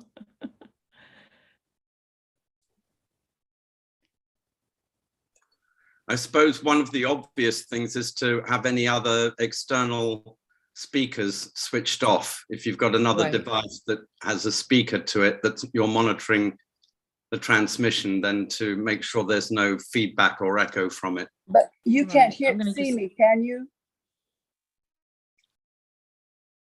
I'm sorry? Guys, can you guys see me? Nope. We That's see the what I'm trying ceiling, it to- looks like. Huh? There you go. Can see you now, Barbara. Okay, great, thanks. Nice to see you again. Thank you. Nice to see you. How are you doing? Warm here in Rome. It's pretty warm. no. Oh, I am like smothering in Atlanta. Oh. Think I'd rather be eaten by crocodiles than swamps than We don't get many of those here, I have to take say. this infernal heat and crocodiles. That's a lot. Yeah, Plus I the can only humidity. complain about the heat and mosquitoes, and that's about it, really. Yes, well, they seem to be getting everywhere now. What, crocodiles or mosquitoes? Mosquitoes. But crocodiles are coming further north. Right. It's too hot for them. Well, stay away from both, eh? Yes.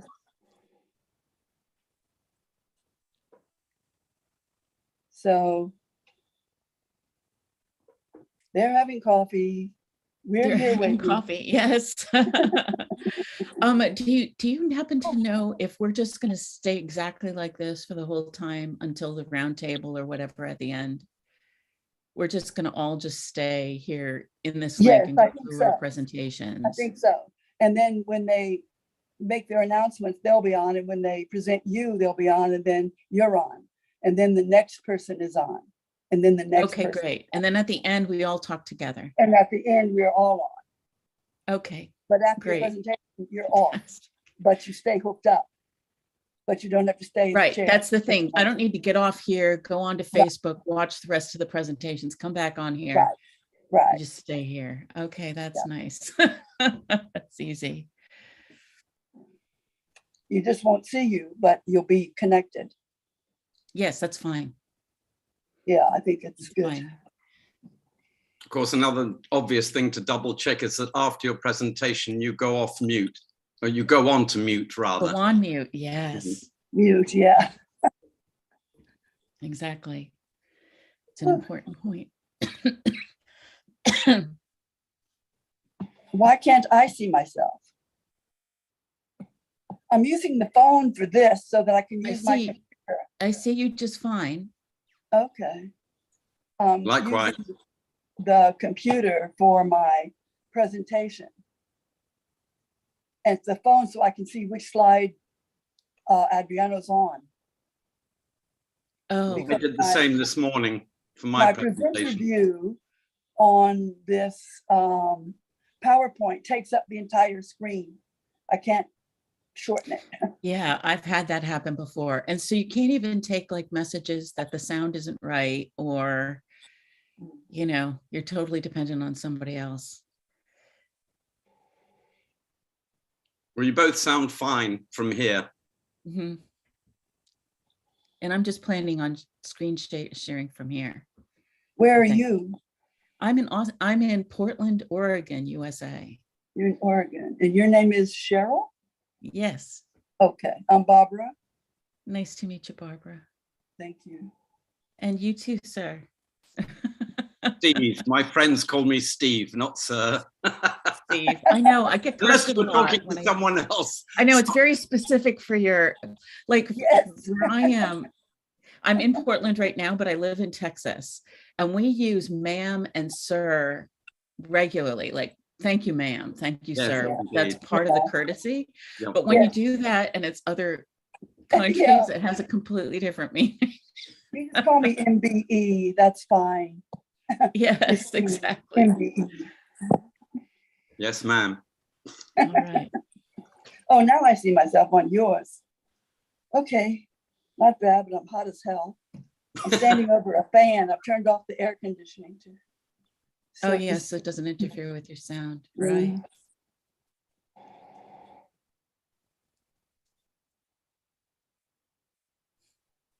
Adriano, you are muted. There you go. Hi, Barbara. Hi, Cheryl. Hello. Hi, Marlene. Okay, so we are going to restart in a few minutes, I think. Yeah. And counting. Okay. So.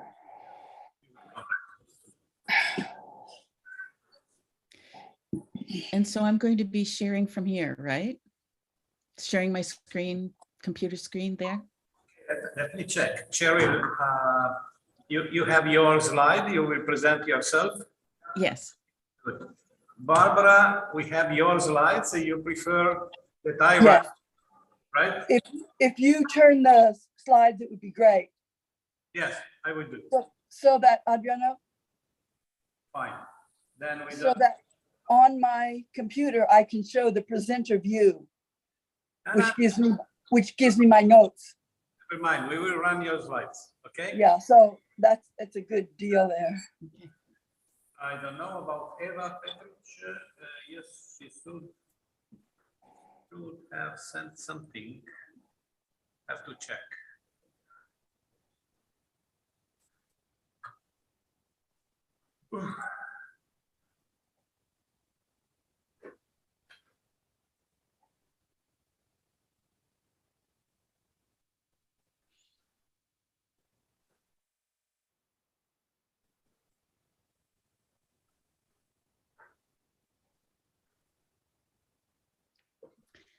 So Adriano, if there's an issue, you will let me know, correct?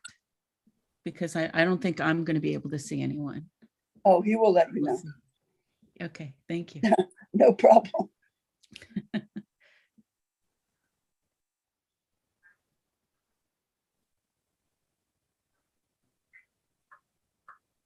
I think Eva Petruch will present herself. But I didn't receive any.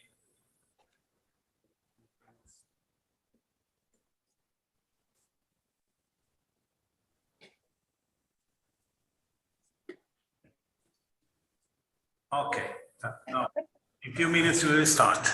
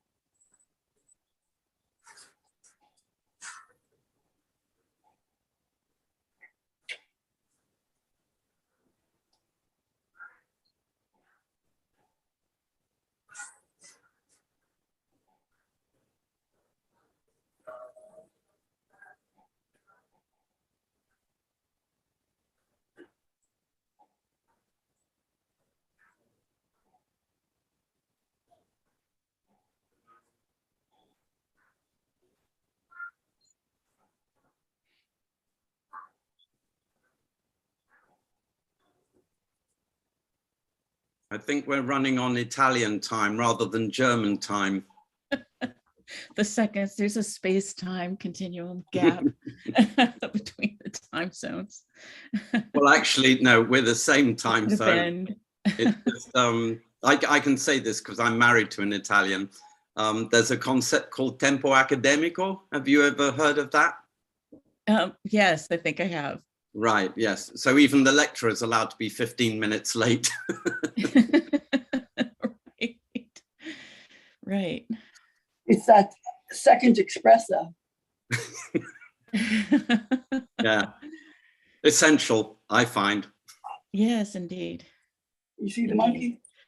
I've had, oh, Lovely, yes. black monkey. I'm sitting in the stool now because it's Ah, fan. So Barbara, just to be clear, are you giving the presentation or is he or she? I can't tell the sex from this angle. Oh, it will be me. He's the audience. He's my audience. Oh, not just him, or her. Well, at home audience.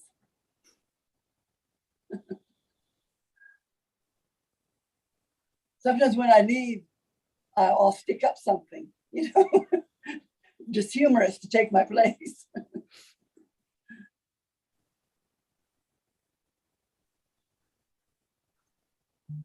Well, you can stay on camera or off camera. The important thing is to mute the microphone when you're not giving the presentation. Yeah. Let's see how I do that on this phone. I've never done it on the phone. You know what I mean? Oh, I think it's up here. Yeah, again, just make sure you haven't got two Okay, I've speakers active. got it now. I mean, I've done it on the computer, but not on my phone and such. But can you hear me now? Can hear you, yes. It'll show up on your avatar as having. Okay, no, if you couldn't hear me, then I've muted. No, I muted it. We can hear you, yeah. I know, but I muted it a few seconds ago and you couldn't hear what I was saying.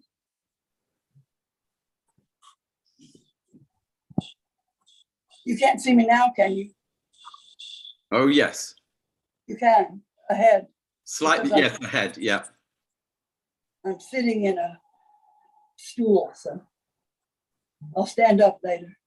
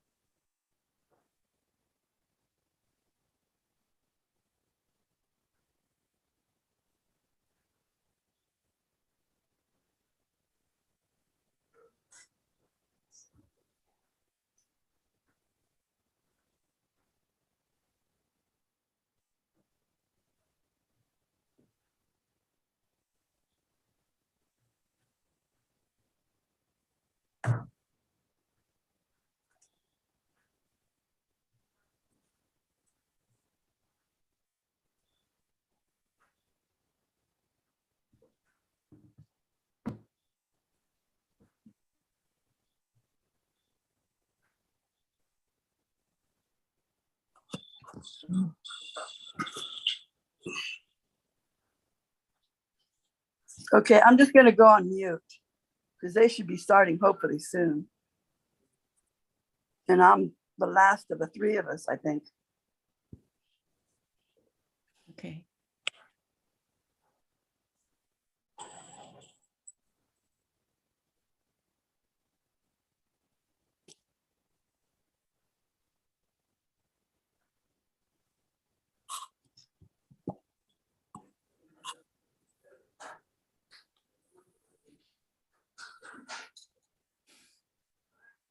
Barbara? Barbara, can you hear me?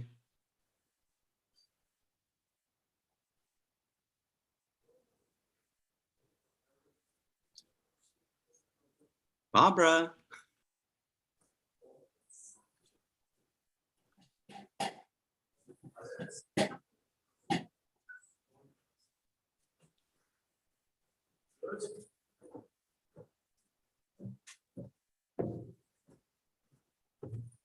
back to space. Yes. Okay. So we are in order. The first one is Cheryl. Cheryl, huh? I think that's yes. Sherry Gallagher. Yeah, yes, we are. We are. Thank you. Okay, excellent. So, welcome to the final session of the Space Renaissance Art and Science Festival. And that's on the line of Bernard. yes, hello, aloha, on the Space Art Day. And so, with the next talk is on space art and cultural evolution by Cheryl Gallagher from Asgardia. Cheryl, the floor is yours. Thank you. Let me share my screen here.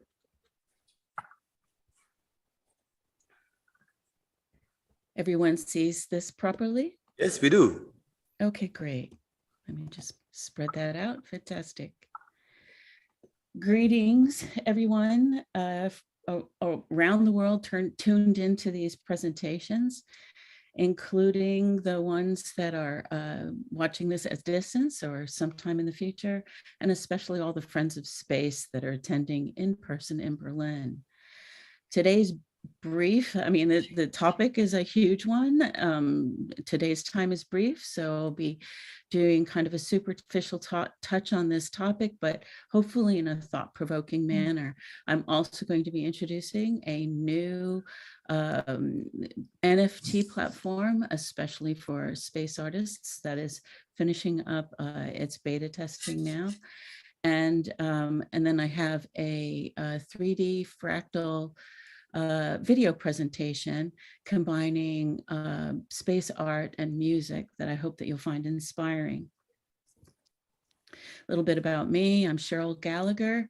I've been in content production since 1997. I'm a professional artist and musician. I also serve in several space initiatives in various creative content and cultural affairs positions, including Minister of Culture of Asgardia AG, Creative Director of Multiplanetary Society, and on the consulting team of Spaceborne United, among a few other organizations. Is there a question? Not yet. Okay, good. All right. Space art and cultural evolution.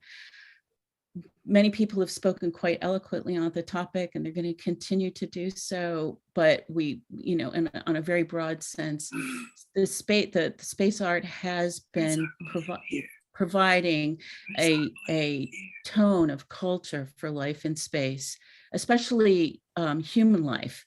And I feel as space artists, we have a responsibility to, going forward, depicting human life in space the way we want to see it, living in peace and living sustainably and collaboratively, living more as a human tribe than individual nations, sharing wisdom and resources to survive, and responsibly living in service to this planet. And so that is like a really critical function for space art from the past and going into the future. Just really super briefly here, this is, I'm introducing Copernic Space. This Copernic Space aspires to put creative space art assets on the moon, but they also have a new platform, Spaceables. Sent it. I'm sorry? Sorry, Barbara, I think your microphone is still on. Oh. Okay. All right, let me see. Okay, and so Spaceables will be available to space artists everywhere. You see two 3D fractal pieces above that are listed on the Spaceables platform. It works an awful lot like, at the moment, it works a lot like OpenSea. You can see that my profile and the couple of pieces that are listed. Some of the advantages to this are enhanced security protocols in terms of the functioning of the platform. This is a vetted and curated space art platform, and therefore they want to be focused on quality physical and digital space art assets. The resale commission structure is similar to OpenSea, and it's Ethereum based for the moment, but they will be accessing multi-currency exchange and streamlined account and listing process, which I've personally found very easy.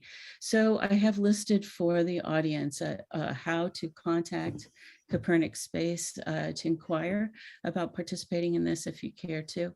I think this is important because one of the things that I hear from space artists is, what is the impact of NFTs on space art and space artists?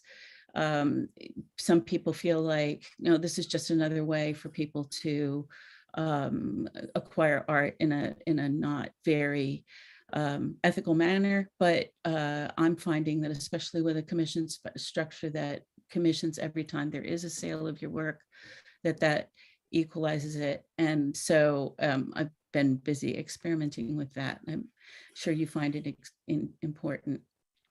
This next topic I'm just touching on again, super briefly, but it has to do with the implications of AI on space art. There are other speakers who are speaking very eloquently on this topic, so I'm just going to touch on it. But one of the things I find compelling about the possibility, like there's a lot of debate whether, for example, Google's Lambda AI has actually acquired a level of sentience.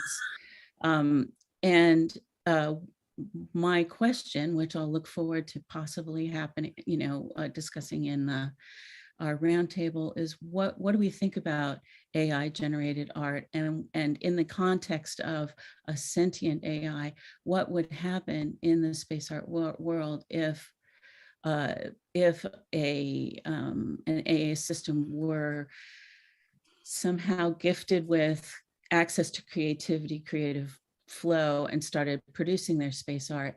When I look at AI generated art, I notice that it's artfully done, but the emotions and the sentiment, like you'd be able to imagine from the posture of the person, an emotion, but there's rarely faces. The faces are rarely emotive. It's an interesting place to be in regard to this. But my point is that it's possible that all of our creative technologies could advance if we also, I just wondering about these implications for a sentient AI with regard to space art and developing new technologies in the future. And so the space art genre retains this role of guiding not only the possibilities and demonstrating the technological advances, but also visioning our future in space.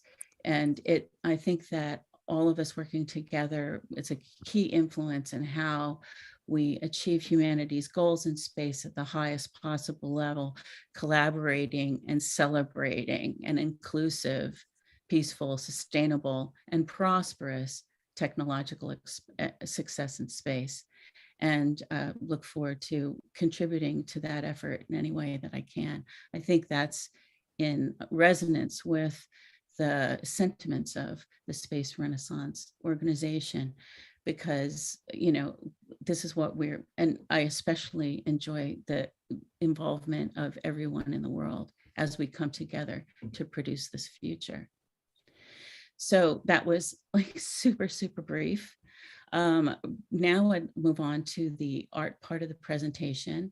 This is a 7 or 8 minute space art piece with ambient electronic music, which is the genre in which I work. And so imagine that we have entered an area of space in which the common laws of physics do not necessarily apply. And we're traveling through that space and discovering new environments, new territories. So that is the concept, not necessarily what you see visually, but how it feels to be in this space. And I really hope that you enjoy it.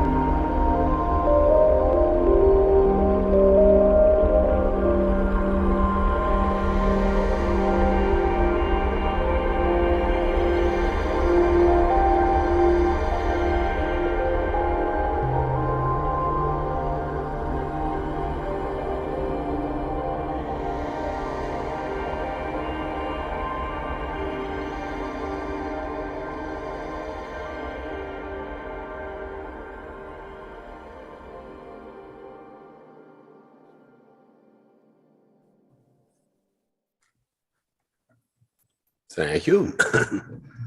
Yeah. Oh, bravo. Religion is silence. Thank you very much. Yeah. Of course, you recognize that particular artwork was based on Mandelbrot and fractal trees, Mhm. and that piece is from one of my recent releases, The Truth of Being. And so with that, that brings me to the end of my presentation. Thank you very much for your attention. And feel free to contact me. The QR code will go to my website. Appreciate very much appearing here today. Thank you very much for listening. Thank you very much, Sherry. So is there a question from the audience or from the metaverse or from space or Asgardia? Anybody there? A question for Cherry. So you have a platform as a Minister of Culture and Art on Asgardia where you are promoting these productions, or how does this work? Cherry, so do you make some production of art activities in the frame of Asgardia as well? I do. I work actively in video production. And so I work with them with some of the promotional activities and as needed, on an as needed basis there. With regard to culture and in the context of Asgardia, Asgardia is a fascinating socio-astrological experiment in a certain way. It's a living laboratory of a group of people from everyday life coming together to put together this, not just the existence, but an actual structure around living as a society in space. And so in that context, all of the different departments, finance, manufacturing, they all have their aspects of culture that are involved in them. And so what we aspire to do is not take some of what we're experiencing on the terrestrial surface with us in space and trying to live into those highest ideals. And so when I'm working with any of the space initiatives that I work with, it's generally in the creative content area. And I focus on, we are all speaking and working left brain and working with the topic of space. But I think if we're really going to be inclusive of all the people on Earth, you really have to embrace their hearts. And so the work that I do in that realm, kind of like the visuals you just saw, it's meant to help you feel into what that might be like in the future. And that I think helps us all, brings us all into a common point of reference and gives us a platform to live from, right? That we all are accepting and that we embrace this as a human tribe going out into a hostile territory to settle. Okay, excellent. So we had with us Jacob Mulder. Also, we could identify some areas where we want to work together in designing space habitat, but on the line of culture and arts, clearly Space Renaissance International could collaborate with you. Thank you very much, Cherry. So a round of applause. And thank you very much. thank you. And now it's timely for our next talk, How to Build a Planet, by Michael Pitschka from Frankfurt Clinical University. Thank you very much. Thank you very much. Yeah, hello also from my side. I have the great honor to give my talk a second time. The first time in the morning session it was in German language.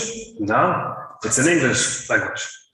I try to bore you as less as I can, and we will find out which version you found better or more interesting just by seeing if you start building globes in a German manner or in an English manner.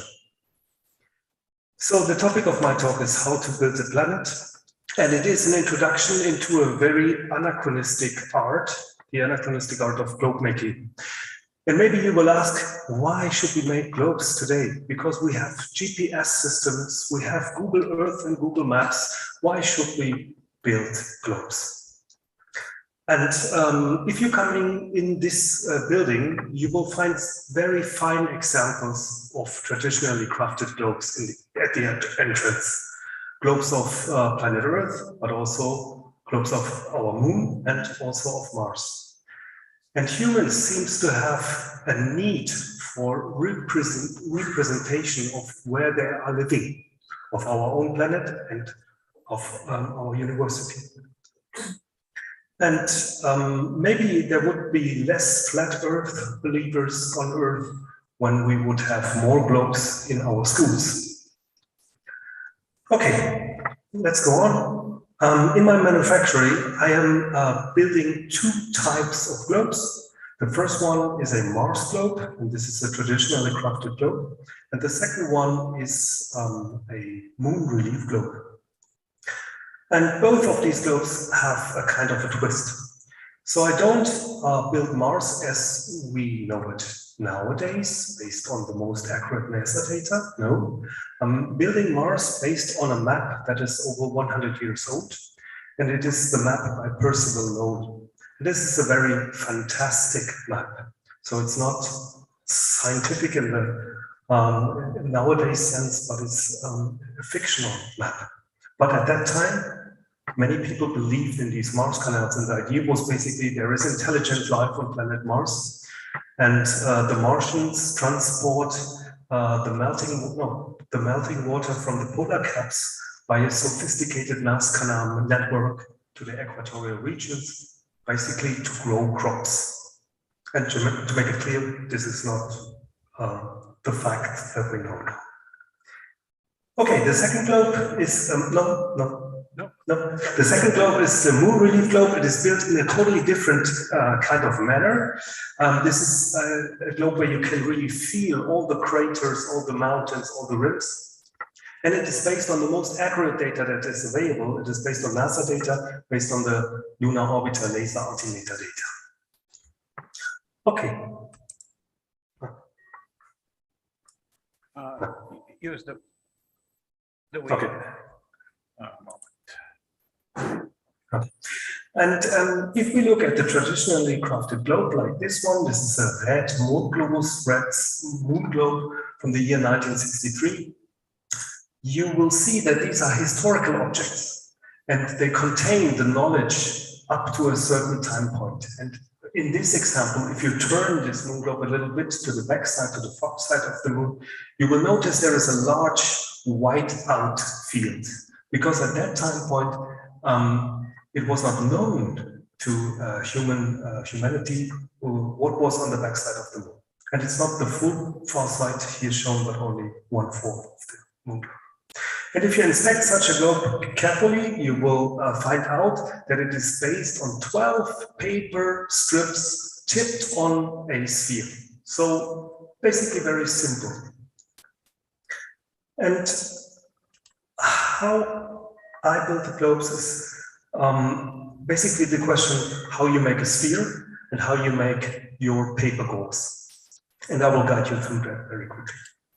So first of all, if you have these 12 paper gauze, which is a mathematical transformation of your map, then these paper strips only fit on a perfect sphere. And so I tried to purchase spheres via internet, but they have one big problem. They are not accurate spheres, but they deviate from spheres. And therefore I decided to build these spheres by myself.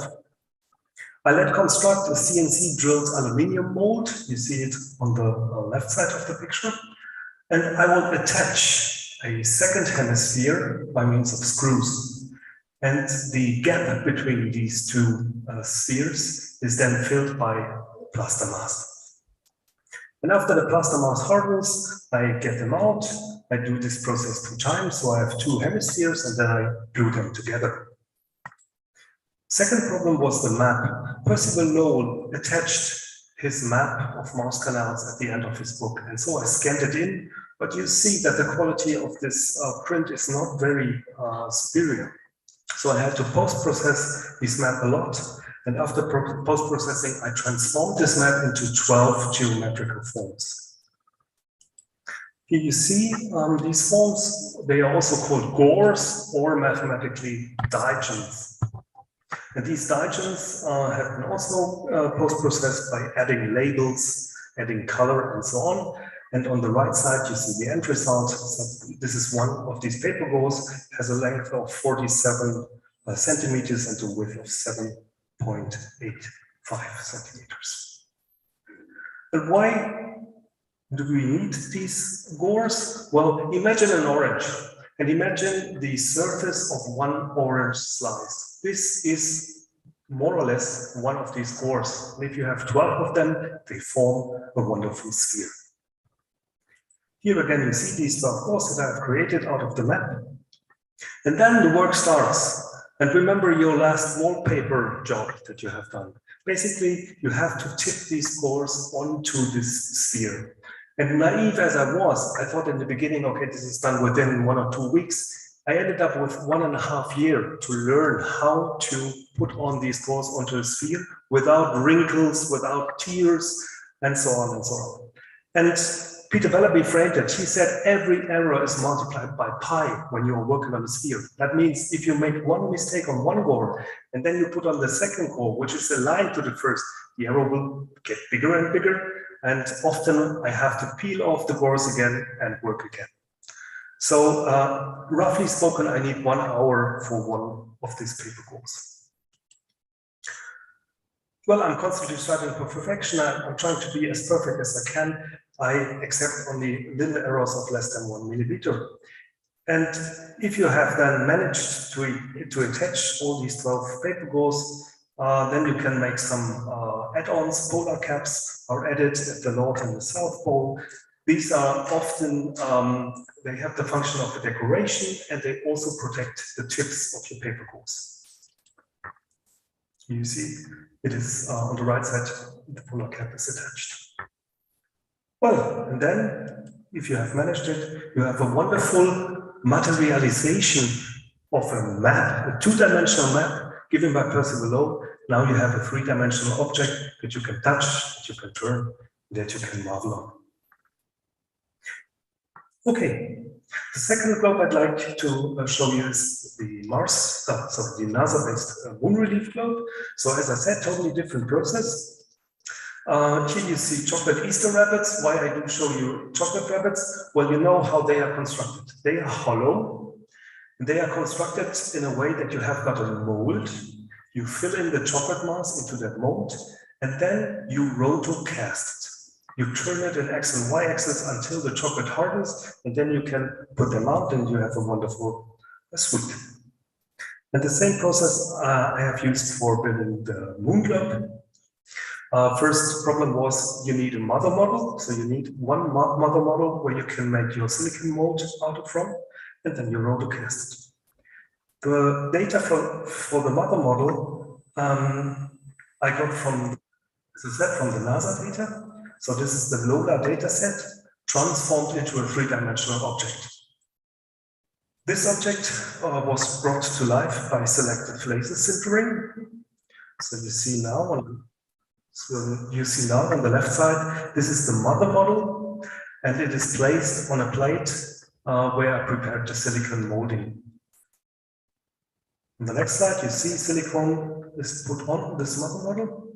Then after it hardens, I turn around the whole thing and I work on the other hemisphere. Then after that also is hardened, I have got my silicon mold, and it is protected by a hard shell. You see it in this slide. And then I can fill this with plaster mass, close it, and put it on the rotocasting machine. The rotocaster, as I said, rotates in X and Y axis, while the plaster mass slowly hardens. And the rotocasting process ensures that the plaster touches every millimeter of the mold. And after half an hour of turning, you open the shell and you have a perfect hollow moon sphere reproduction of the mother model. Okay, then I was very happy, of course, but then the work starts. I don't want to have just a white moon. but I want to have a realistically looking moon. So then I start to hand paint it based on moon addresses and moon maps.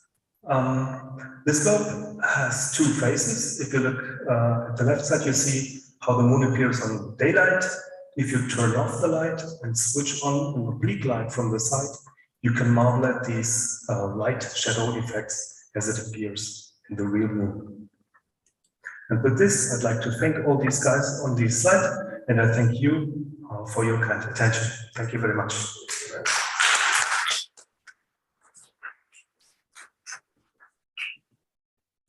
We have time for one question, so if you allow it. So do you have like students or disciples that will continue this trend? And, yeah. People ask me to teach them globe making. At the moment, it is not possible simply because I have not the time to do it. But maybe in future, I will also give some workshops for this kind of learning. Yeah. Okay.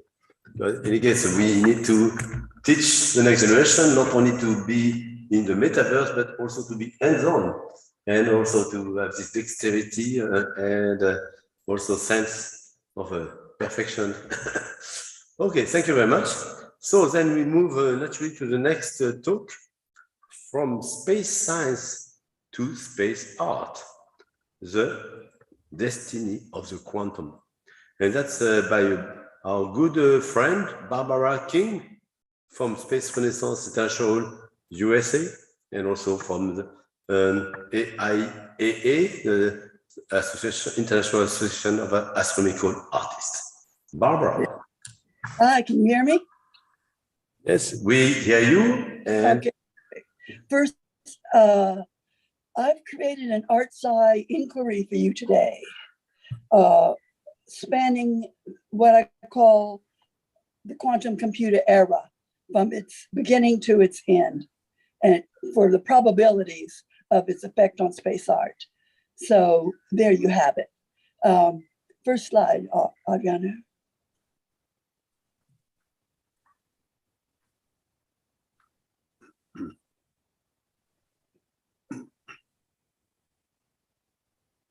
Okay, so quantum science is upon us, and it's going to just revolutionize the computer chip, for example, and many other things. And anything that affects space science, which it will, is going to affect space art. So to represent that in my mind, I've created a mind map of likely probable destiny of the quantum computer when it has started and when it has finished its service in the quantum era. Spoiler alert, it's a great destiny to have. You can see on the top, on the, I don't know if you can see that, you can see the atom on the left, and these are computer parts of the quantum on the right. You see how beautiful they are on their own. Okay, second slide.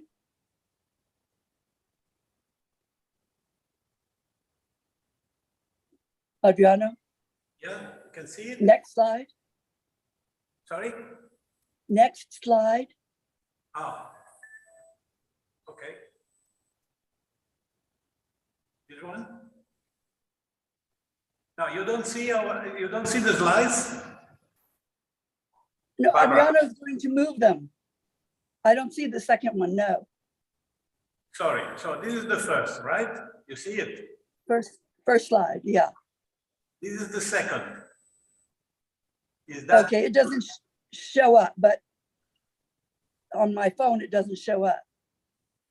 Okay, so it is, so what does quantum physics have to do with art? Well, it's going to give us many things, one of which is a whole new narrative in storytelling, in the visual arts, digital arts, music, literature, media, and more and more and more. Because the effects of that chip on satellites and cameras and anything that takes a visual snap or video is going to be extraordinary, because they will be going much farther away They'll be getting items you would never have seen. They'll get to us faster with less loss. And we could simulate art supplies. We will certainly simulate computer-aided design. And best of all, new toys, fun times. Third slide, the QC. Okay, go ahead. Okay. The QC, quantum computer, is been called the physicist's dream, the engineer's nightmare, and the artist's playground. I added that because the multitudes of applications across multidisciplinary fields are going to be extraordinary in terms of technological goodies and applications. So I've also came up with the idea that artists and scientists, their mode of inquiry is the same, and they can handle the mental chaos of being in two states at once. So I'm thinking, and because they work in the abstract, so that we are human quantums. You know, it takes training for that. But the big idea is that creativity is a quantum state too. It's being in two places at once. It's being in a physical reality, but yet a mental and emotional reality as you are working. So they're expecting the quantum revolution in terms of the public to really reach the computers that people have in about 2030. Because there's several being made now by IBM, which you can see the painting on the right by Forrest Stearns. That's Google's IBM. And they're saying the revolution will be coming in layers. And correspondingly, we're hoping there are social and economic benefits with that. Okay. The needs are huge on the planet, huge. And the hopes and dreams for what these computers might do is very, very high. And we really have to manage expectations. There'll be lots of disappointment and upsettedness. Next slide. Best practice. Okay. In both fields, quantum science and visual arts, artists must lean in, scientists must lean in, like Libby Heaney. She got a degree in the visual arts and quantum science. She's partnering with IBM and manipulates and animates her paintings using her code and quantum ideas, quantum images. You can see here her 360-degree immersive artwork. This would be amazing for analog astronauts. And we have to have a new category called analog artists to go in there and draw and do your artwork in there as well. So she uses her polymathic ability to create DIY software. She devises her codes, creates interactive environments by hybridizing the capability of art and technology. So it's when the medium is the message, and that is extraordinary. So I think this could be beneficial for everyone. It's going to change the movies. It's going to change everything. Okay, next slide. I'm just sampling one art that I've seen because it's such a new field, but it's a growing art scene in music, literature, multimedia. For example, Roman Lipsky lives in Berlin, and he also works with IBM. You can get very little time on these computers. They're so expensive and they're still being built, and there's a big race about quantum superiority. So time is very difficult to get. You have to have friends in the right places. But he's smart, Roman. He's getting the photons to do the work. He takes an original image, feeds it in, recombines it, creates hybrids from his own processes of quantum interference, and it keeps on creating new hybrids. So we are really looking for a revolution. And one particular thing is to elevate the artist's own creativity. We need elevation. Scientists need elevation. They need inspiration all the time. You know, and because you see at the end, it's fun, it's inventive, it's satisfying, and engenders more curiosity. You can't get better than that. Okay, next slide. Forrest Stearns is just a fabulous guy. he works with Google. Quantum computers, they have a laboratory in Santa Barbara where they make their quantums. He first on the left, he covered the cowlings in paintings of UNESCO art scenes, earth scenes, to sort of remind us that actually nature is earth and earth is the universe. So universe and nature are very closely connected, which sometimes we forget in our bipolar looks on things. On the right, this I think is one of the best things I've ever seen. It's an abstract of an abstract of a quantum state of superposition. So he imagines the quantum unseen processes and brings them into view. He painted more and everybody's happy with him. So we'll see what else can happen. Next slide. Okay, artists aren't the only one creating art, science and art. There's a physicist, Rita Sandia, used quantum to design a noise error analysis. And she wanted it to resemble art. And she programmed the algorithm with the phrase, live long and prosper, and added different noise parameters with her decor in mind as an additional final result. So, and she's giving you access. This bottom blue is how you can go and do the same thing on your own.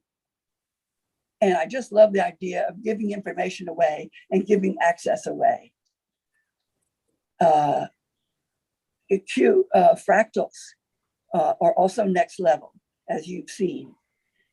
Sorry. Many artists are doing, scientists are doing those. Next slide. Barbara, sorry, allow me a few seconds because something is not going correctly. Okay. Let me check what is happening here.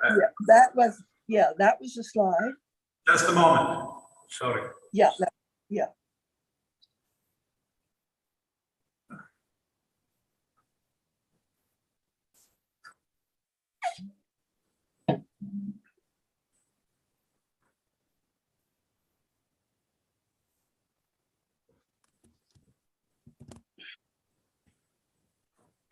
Just another moment. I'm not sure we are going well.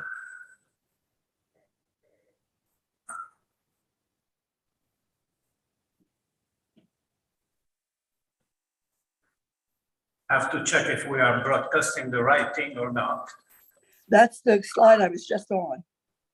Because I had, I was noticed that we were only seeing the first slide online and not the development. Okay. Oh, Okay. no. Okay, now I think it's good now. Okay. Oh.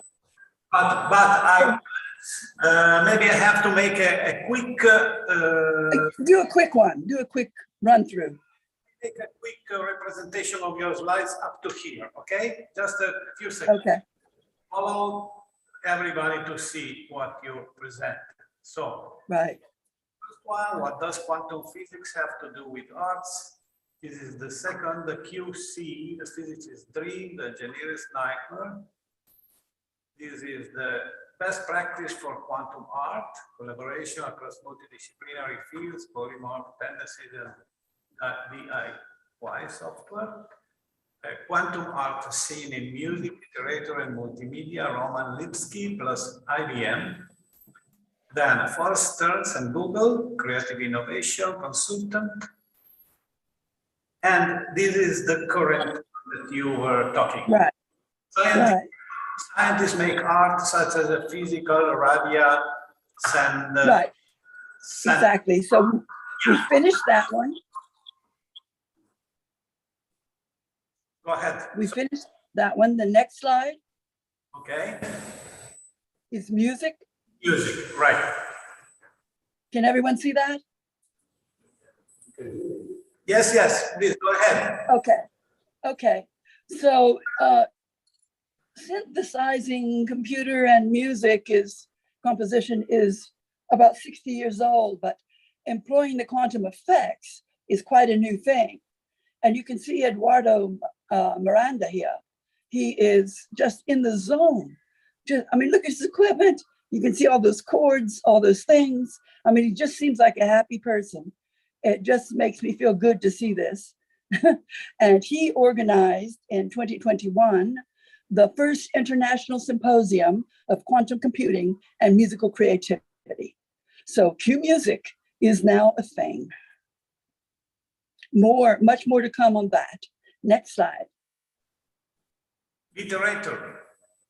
Next slide, flight, literature. It is 9 literature. The science. Yes, exactly. So the science fiction genre of quantum fiction was first out of the blocks because writers have been using quantum mechanics as a literary device in science fiction for some time because they needed to validate that they put their characters in multiple dimensions, metaverses, and parallel worlds. And then the characters must negotiate their way through. It's called quantum fiction now, and the quantum novel has been delineated as such in 1995. Again, there's more to come. Next slide. Television, film, photography, gaming, all media. Yes. And needless to say, I mean, visual and sound media are going to take a quantum leap in quality, including telescopes, cameras, sensors, satellites. It will also affect one's computer at home, on your phone, print media, and the general public's introduction is likely to be through audiovisual entertainment. And again, much more to come here, many more things. It's going to affect newspapers, books, magazines, radio, and innovation is just going to go sky high. And gaming was the first on this. You see on the left a gaming scenario of a quantum, entering a quantum universe. So it won't be long before they can catch up on some beautiful things. Next slide. The end game of quantum space art. Yeah, like what do we do with this gift? You know, we really have to think about it carefully because I see it as a gift to space artists so that we can continue to do what we do, which is to better document, translate, entertain. We will continue our cultural oversight, which is influencing, being an analyst, being a satirist.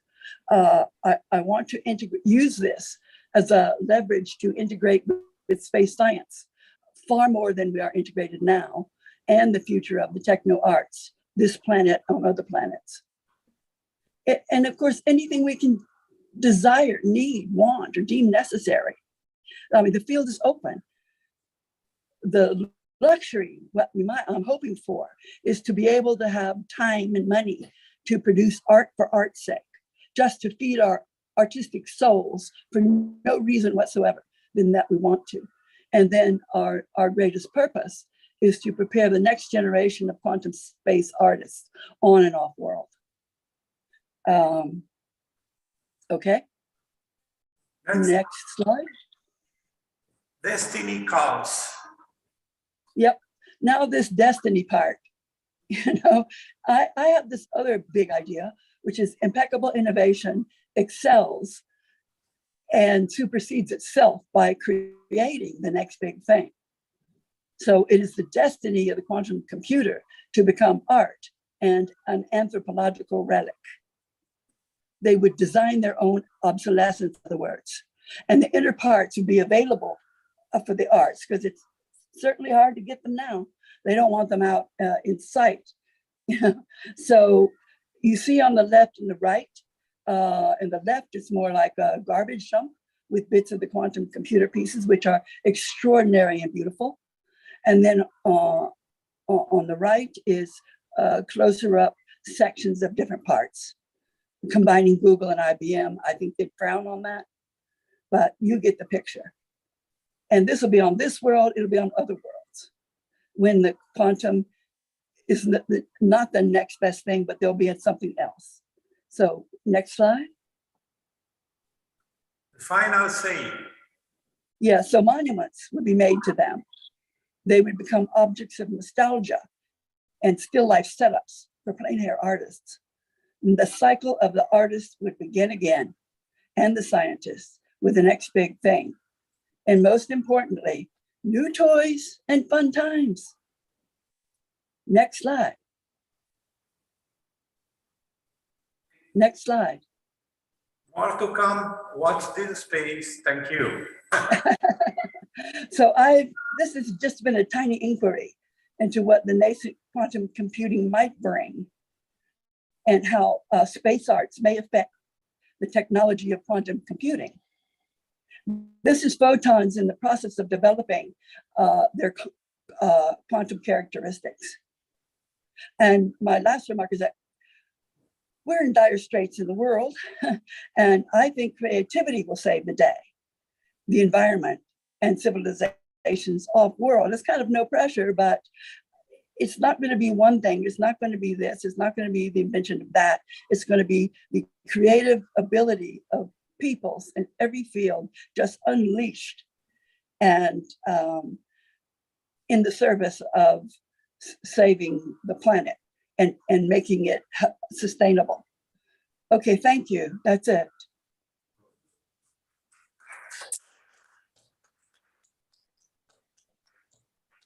That's it, Adriano. Thank you very much, Barbara. Okay, excellent. So yes, I got a great amount of information, inspiration from the quantum world, quantum adventure. And it's always good also to have you on board, not only in a quantum form, but yeah. Any question for Barbara? So what is next from you in the real world or in the quantum world? Well, I'll be continuing on this. I've got, I'm very interested in African space arts. So I have a paper that's going to be published on the 25th of this month. It'll go into one of Springer books on Africa as the home of space arts and indigenous astronomy. And then I'll keep going on my space art, the IAAA work, EDICAS, RSI. Okay. Good, thank you. So a round of applause for Barbara. Okay, so now, okay, as is on the program, and we will have also Eva Petris, which is, I was just in contact with her now. She's going to join us a bit later. Yeah, a bit later. Okay. Yeah, so I think that we can go on the program with Sabina, which is also doing a kind of a wrap up of why we have to go with art to space. Sabina. Okay, thank you. Could you share the screen and the German presentation? Because now it's in German, as we have so many Germans here in this room, hundreds of people watching, and they don't speak very well English, so we give our lectures also in German.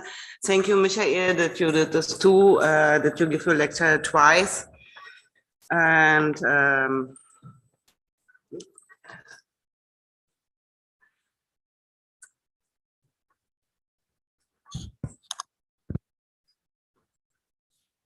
Excellent. okay. So.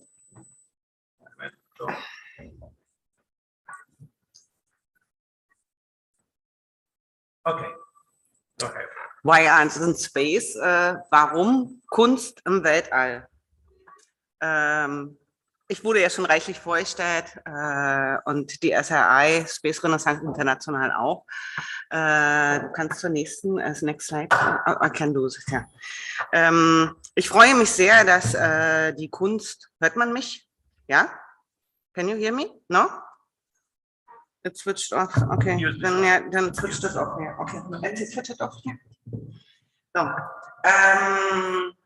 ich freue mich sehr, dass die Kunst Einzug in die Gesellschaft gefunden hat und auch immer weiter in anderen Gesellschaften oder Vereinen Beachtung findet. Es gibt auch eine extra Weltraumvereinigung, also für Weltraumkunstenvereinigung.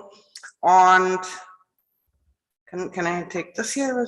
Moment, I have to admit something. Okay, wir müssen erstmal jemanden, der vor der Tür steht, reinlassen. We have to let enter some people from front of the door. Yeah. Okay. Come in. How many more? So, I can go on. Okay, warum Kunst im Weltall? Das fragen sich natürlich viele und ich wurde auch wirklich in Vereinen gefragt, warum jetzt plötzlich alle mit Kunst anfangen. Ist natürlich nicht plötzlich. So, warum geht's nicht weiter? Hier. Okay, also wenn du denkst, dass, oder wenn Sie denken, dass Künstler unnütz sind, dann versuchen Sie doch einfach mal die Quarantänezeit ohne Musik, Bücher, Gedichte, Filme, Malerei oder mit Spielen zu verbringen. Und dann wird man merken, wie arm es doch ist, das Leben ohne Kunst. Und viele haben es ja auch gemerkt, sie durften nicht mehr weggehen. So, Kunst ist sehr, sehr vielfältig. Wir finden sie in den verschiedensten Gebieten unseres Lebens und wir merken es eigentlich gar nicht mehr, wo uns überall Kunst begegnet, mit jedem Kleidungsstück, was wir tragen und so weiter. Und mit der Kunst ist es so wie mit Politik, auch wenn man sich dafür nicht interessiert, macht sie etwas mit einem. Ja? Gesetze werden erlassen und wir müssen uns danach richten, ob wir das wollen oder nicht, ob uns das passt oder nicht. Ja? Und auf dem künstlerischen Gebiet ist es natürlich Design, Musik, ja, Filme, Spiele, Tanz und Literatur. Müssen wir jetzt kurz hier noch ein bisschen runterscrollen. Ich habe hier zwar ein Skript, das ist in Englisch.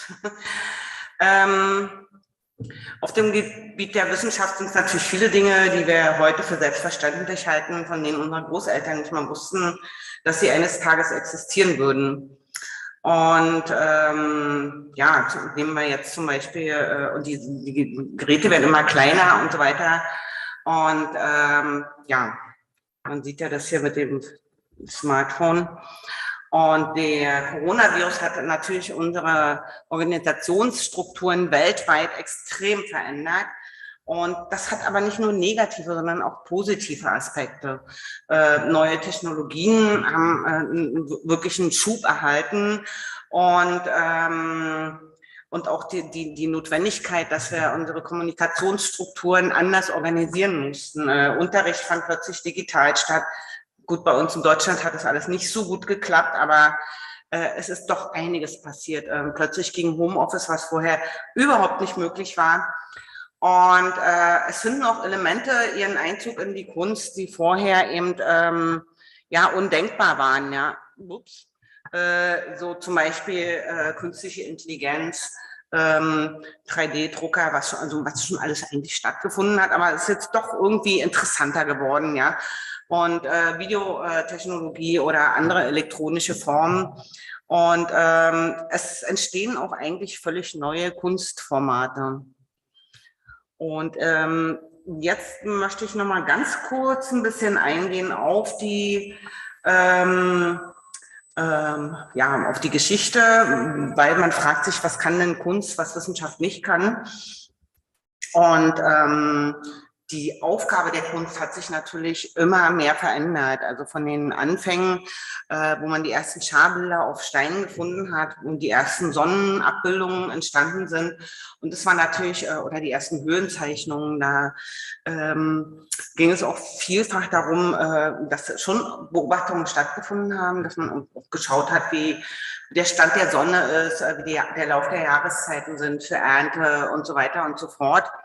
Und später war es eben auch für religiöse Zwecke, dass die Leute, die eben weder lesen noch schreiben konnten, was ja damals wirklich nicht normal war, dass man lesen oder schreiben konnte, der Buchdruck war ja auch teilweise noch nicht erfunden, es wurde ja alles noch von Hand geschrieben, und dass die Lehre der Kirche verstehen und die Bibelgeschichte kennenlernen, oder die reichen Leute haben eben das genutzt, um ihre Häuser zu dekorieren und ihren Reichtum zu präsentieren.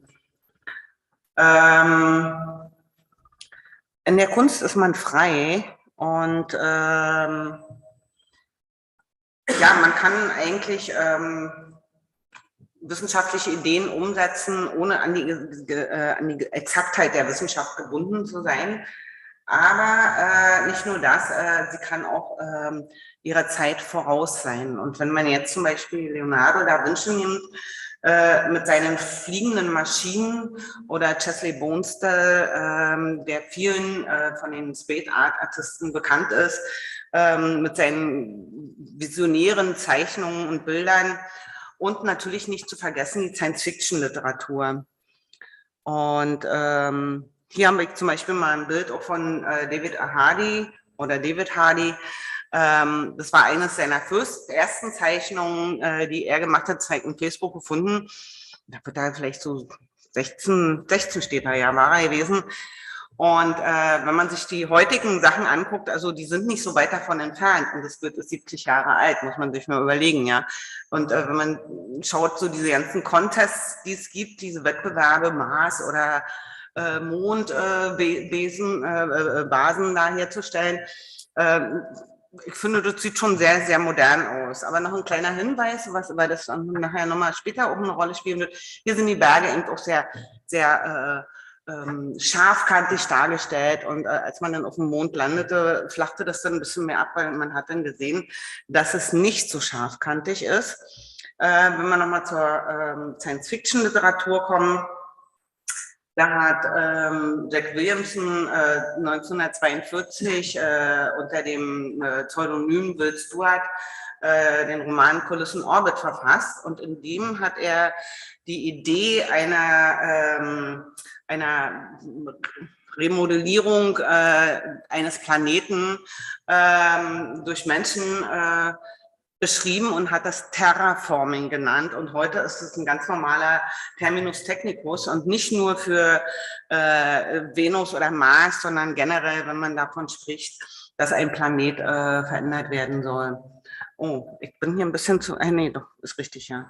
Stanislav Lem ist als auch ein sehr brillanter Visionär bekannt, der mit seinen vielen utopischen Romanen, er hat Technologien vorhergesehen, bevor die überhaupt entwickelt wurden.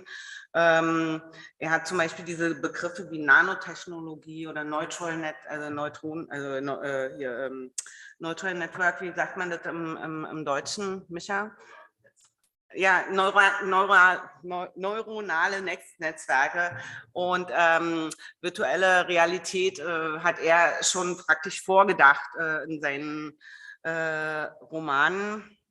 Hier sieht man die, einige. Und Moment, ich muss jetzt mal gucken, was jetzt noch kommt. Ein nächstes Beispiel für seine visionäre Arbeit ist Galileo Galilei natürlich. Und der hat mit diesen Mondzeichnungen im Sidereus Nuntius hat er auch etwas gezeigt, was damals nicht so unbedingt, man hat ja auch Perspektive sehr viel später erkannt, aber er hat eben auch eine künstlerische Ausbildung gesehen gehabt und hat dadurch Schatten und also Täler und Berge hat das als Schatten erkannt, was er dort durch das Fernrohr gesehen hat, was andere eben nicht gesehen haben. Und wenn man zum Beispiel mal guckt, warum geht es hier nicht weiter? Why can I not? I want to take away your titles here because they are incoherent. I cannot go on because Just a moment. Let me. Sorry, a few seconds.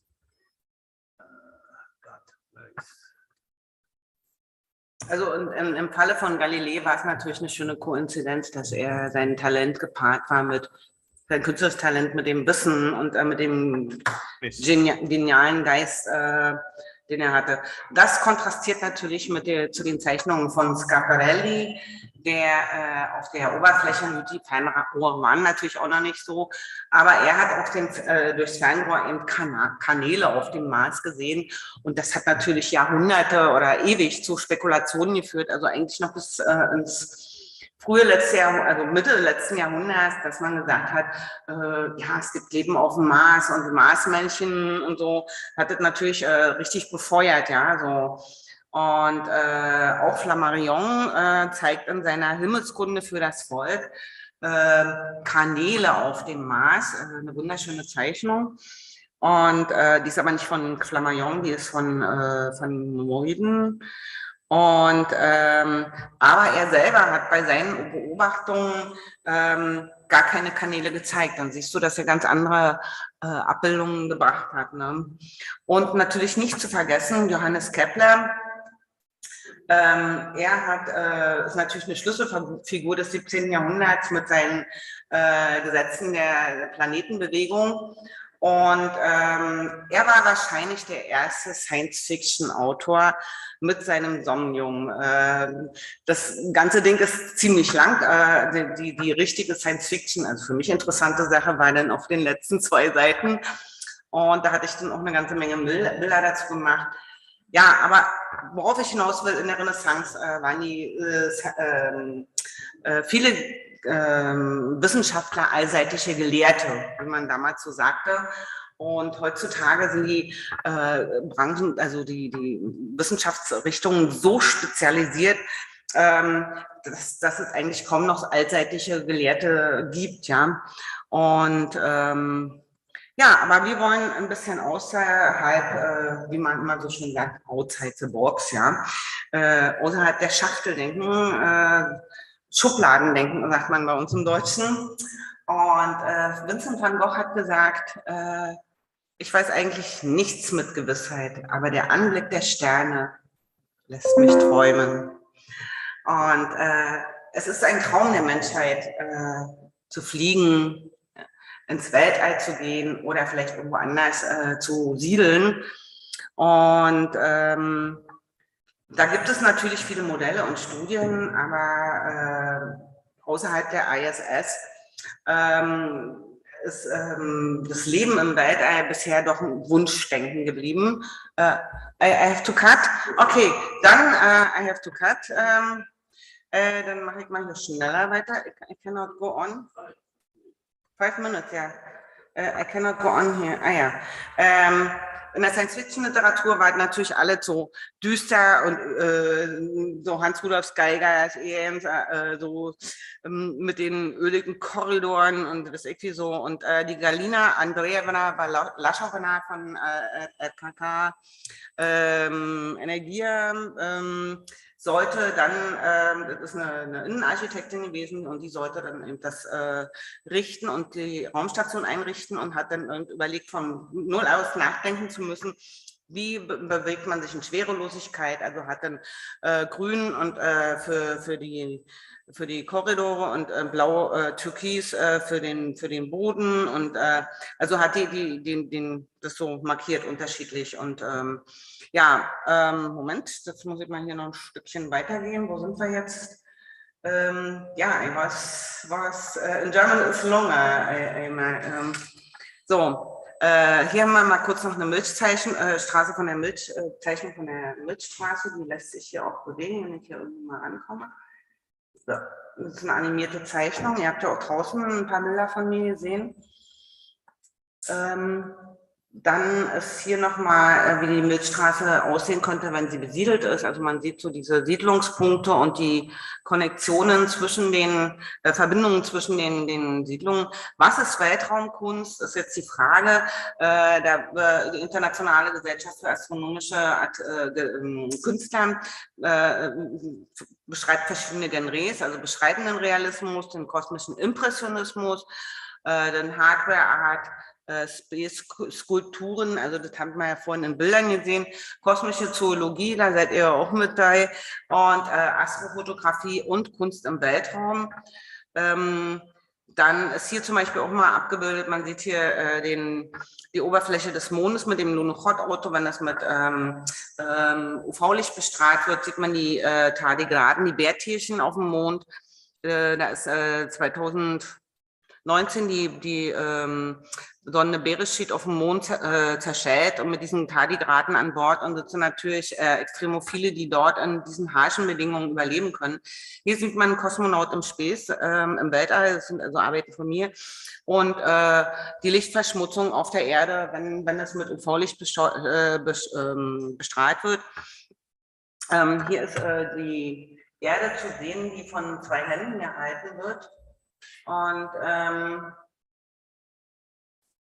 Und man sieht hier den Space Debris Also ich wollte eben darauf aufmerksam machen, dass es diesen Weltraumschrott doch gibt und dass ja dann die Satelliten, der Schrott und so, dass es doch ein Problem ist und was gelöst werden muss in Zukunft, ja. Und hier ist nochmal ein Eindruck, wie es aussehen könnte unter der Eisoberfläche eines Mondes. Hier ist nochmal ein anderes Beispiel für einen Musiker, der sich mit Bart beschäftigt, unsere Webseite noch. Dann haben wir eine Webinarserie bei uns. Das habt ihr ja gehört heute mit uns, haben die Musik. Und wir hatten unseren Weltkongress, wo wir auch Kunst, und wir haben heute unser Projekt Art Goes to Mars, Kunst geht zum Mars, gelauncht, also gestartet, und auf unserem Space Renaissance Art und Science Festival in der Eichenholz-Sternwarte. Nochmal vielen Dank an unsere Sponsoren. Und ich hoffe, dass wir den Grundstein für eine Bibliothek auf den Mars legen mit unserem Kunstbuch, wo alle unsere Kunstwerke drin sind.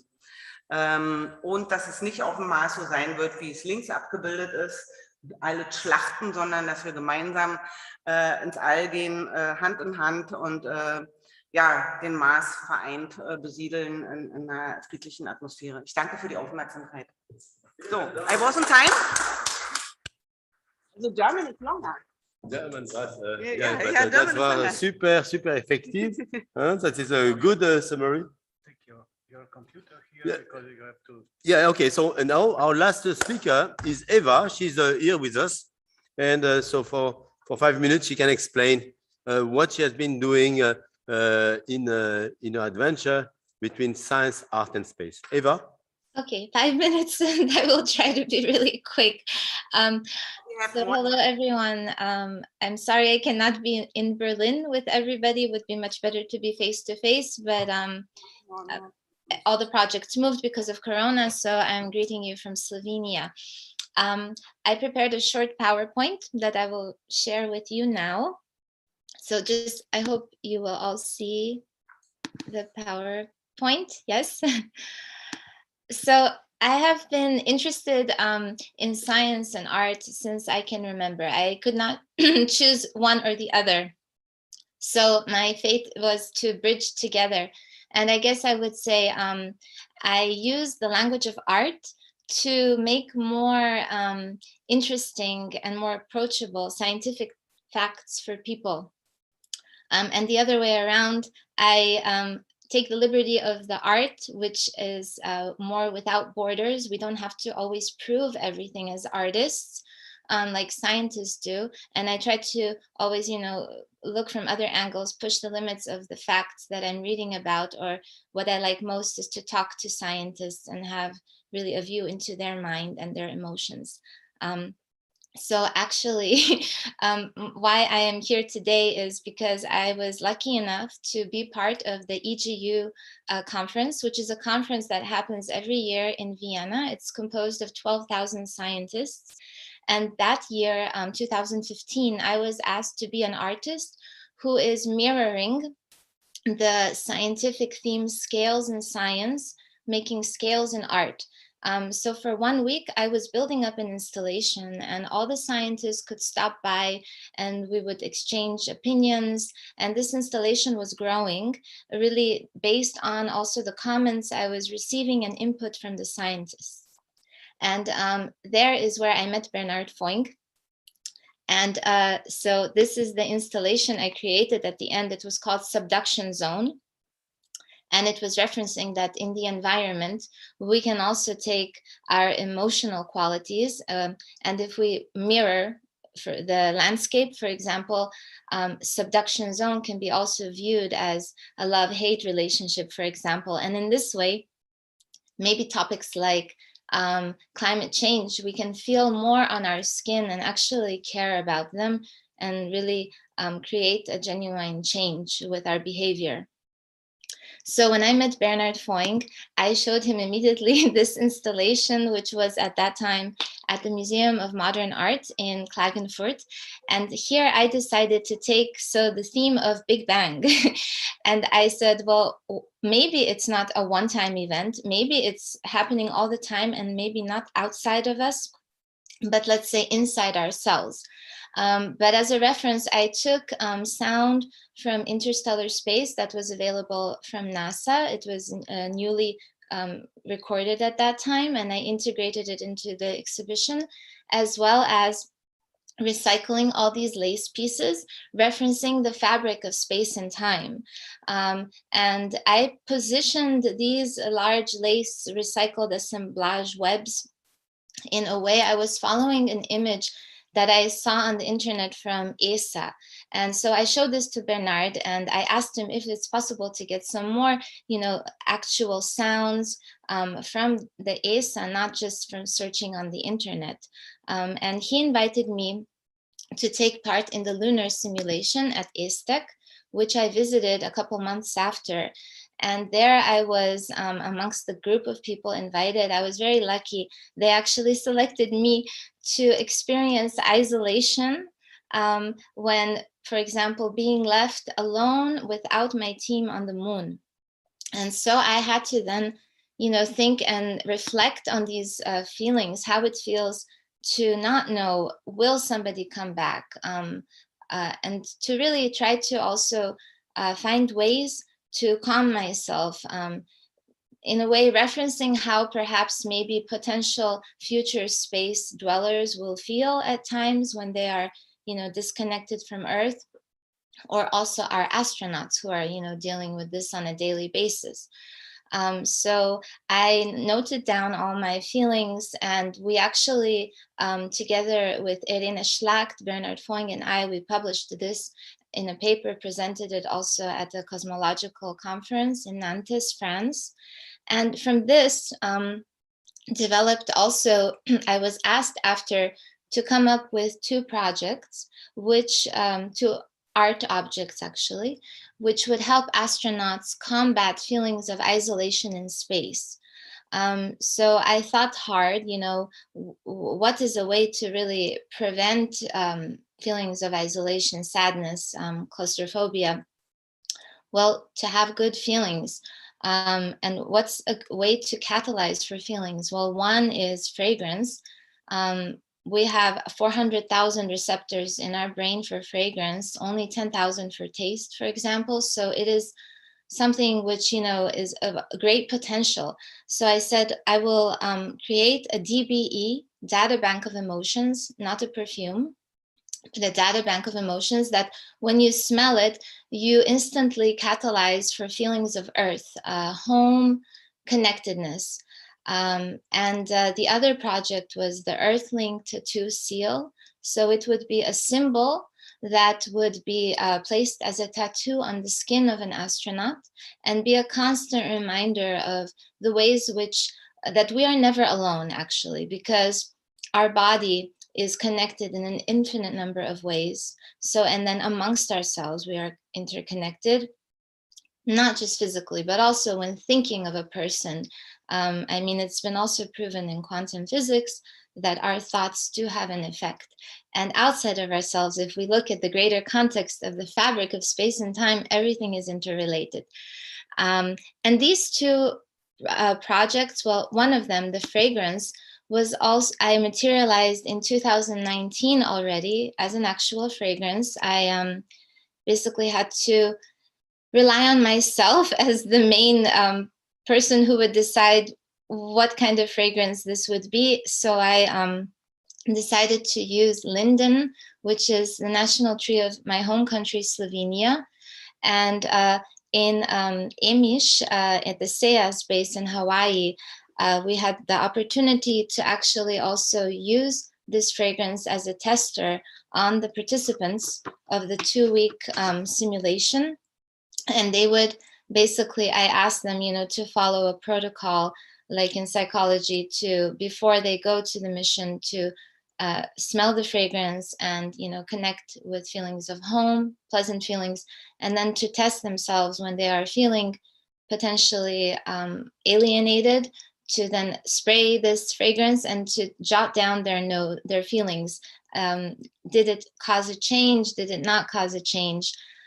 So this helped to make the DBE, let's say, tested by other people, not just be my own kind of idea. And I was lucky that this year, as you probably know, Moon Gallery is the first gallery in a low orbit. And I have there both of these ideas that came to birth in 2015. Now they are materialized. So the DBE, a message from Earth fragrance, in the form of a 1 centimeter cubic cube, the clay, which was at the Hawaii mission, was sprayed then with this, soaked into this fragrance for 528 hours. And the other is the Earthling tattoo seal. So not as a tattoo, but enclasped in a small transparent plexiglass as an image.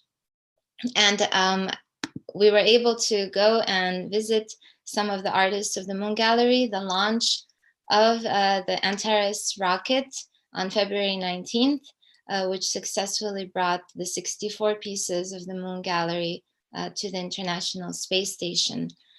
And you can see them here. These are all the 64 pieces.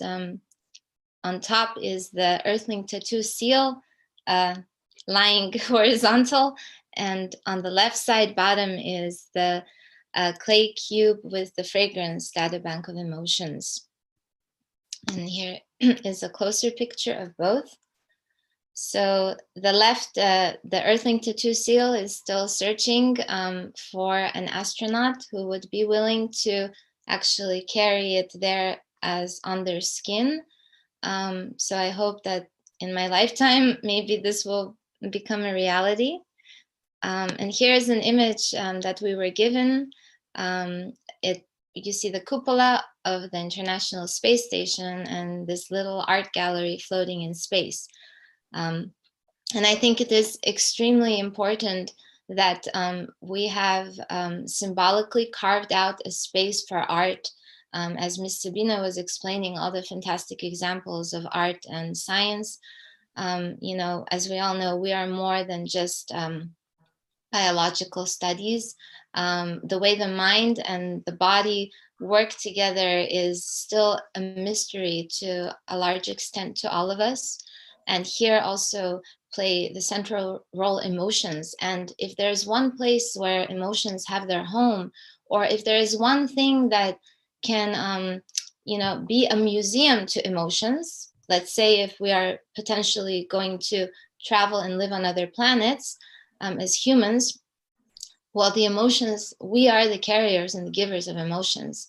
That's how we are differentiated from most of the rest of the organisms, earthlings on Earth. So I think in this sense, it's so important to realize the importance of having art and, it mirroring science, because they're both really connected and interconnected. As our scientists and artists, we're not so different, I don't think. We all are curious and have a love for humanity and for evolution. And so just to quickly complete, as Sabina also showed the cave paintings and shadows, kind of the first form of art, my big obsession and fascination are shadows, actually. And so the art piece Earthling Tattoo Seal, which is at the International Space Station, was actually my shadow translated into a lace web form. So the shadow for me is fascinating because it is kind of, I would say, the collective footprint of our existence. Everyone has a shadow, even objects have a shadow on this earth. And I was interested to challenge the system that I find one of the greatest of our discoveries, so the periodic table of elements, which kind of encapsulates all of physical existence. And I was thinking, well, to life, there is more than just the physical. There is also the ephemeral, of course. And what is the ephemeral part of our physical existence? Emotions. And what is similar to emotions? Shadows, because both are constantly changing. We could say they are maybe like the dark matter of humans or of Earth, because they're full of potential. And they go kind of beyond space and time, but they need our bodies. So they need the fabric of space and time. And that's why I was interested to translate. So this language of shadows into the lace form, as you can see here, which is also the image that is at the International Space Station. So as humans, as having in us the gray matter of the world of emotions, which is full of potential to change, but being in a way grounded by the way this fabric of space and time, our body, which creates a network within ourselves, amongst ourselves, and outside of ourselves. And so in my art, I always stick with this idea of shadows, and I play with it in different ways. For example, this is one way. It's a permanent public art installation, Rubik's Cube of Recycling Shadows and Emotions. And it's taking the Rubik's Cube, which is a game, but there is, I think, 300 million possibilities or even more, but only one correct one. And for me, that's a great analogy, for our existence here, because there's so many different ways we could have evolved. And, a cauliflower is not so removed from us by its, the way the DNA, the sequence is different, but we are so unique. So this, kind of interplay. So I have this periodic table of shadows, emotions, and people can change the constellation, and at night it becomes a light object. And also you can see some examples of the Earthling Tattoo Seal as a public art installation, again in Vienna. And this is a view of the other art object in the International Space Station. The cube was created by my collaborator, Mateja Dimic-Šusteršić. And like I said, the perfume was also materialized in 2019 as an actual fragrance. 2 minutes, please. Yes. But we will have a short interruption now. Because and the last, we close in 5 minutes sharp. Yeah. And the last one, so what I'm doing now, I'm exploring the presence of the human in performance art. So this is some images of Siren Odyssey.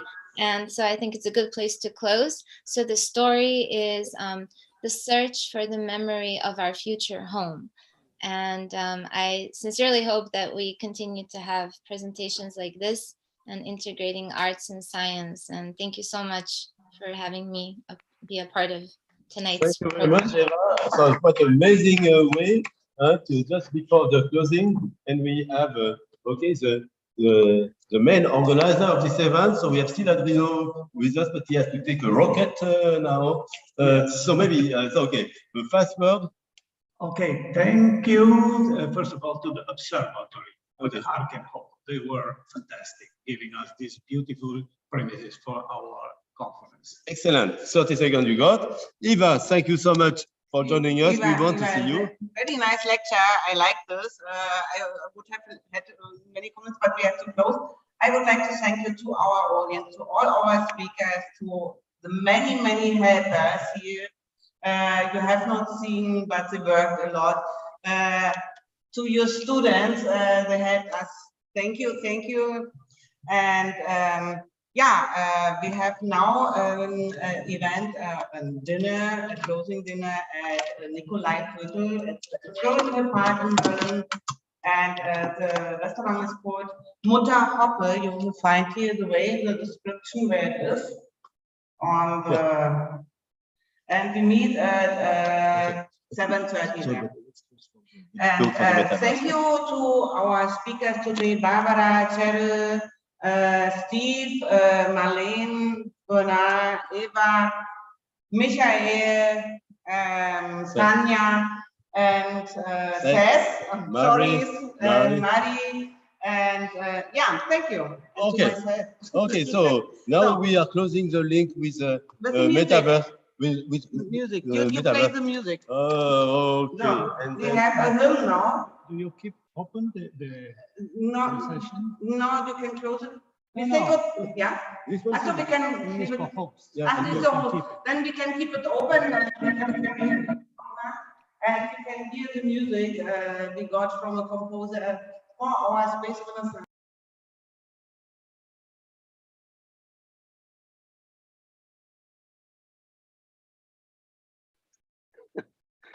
I think we've been bailed out. Yeah, I guess we're done. Very Well nice done, meeting with you Cheryl. all. Very Yeah, you fascinating. too. Brilliant. Yes. Thanks very Thank much you, indeed. everyone. And Ava, spectacular. Love your Yes. work. I'm so Barbara, sorry. I want to talk to you So, or talk with you. But I'll I'm be in sorry, touch. I Ava. got your email. And Steve, I'm sorry we didn't Yes. get to hear more from you. I don't actually know who you are. Don't worry, it was in the morning. It was the first session in the morning, so don't worry Oh, about it. I did catch that. I did catch All right, that. well, You know, I it think was, these are going to be online so we can look at them all again. Yes. oh, I hope so. That's since Well, half of my I'd like to slides see weren't everyone shown. else's. Hmm. Ah, Yes, unfortunately. I tried to alert Adriano to that fact. Thank you. Because he But went silent. yeah, I think he was just trying to resolve the situation, or I don't know, but apparently all the slides came up on the theatre screen A-OK, but But it didn't show on the Zoom. no, Oh, okay. unfortunately. Okay. Well, well, listen, Barbara, may I make a suggestion in that case?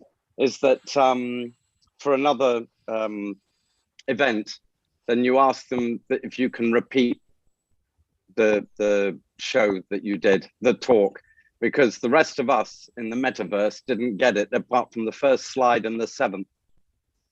So it's a shame. I mean, these tech problems happen, unfortunately. see, I thought that's what he did. He showed them, but I think he just showed it to the theater. He didn't show it to the Zoom people.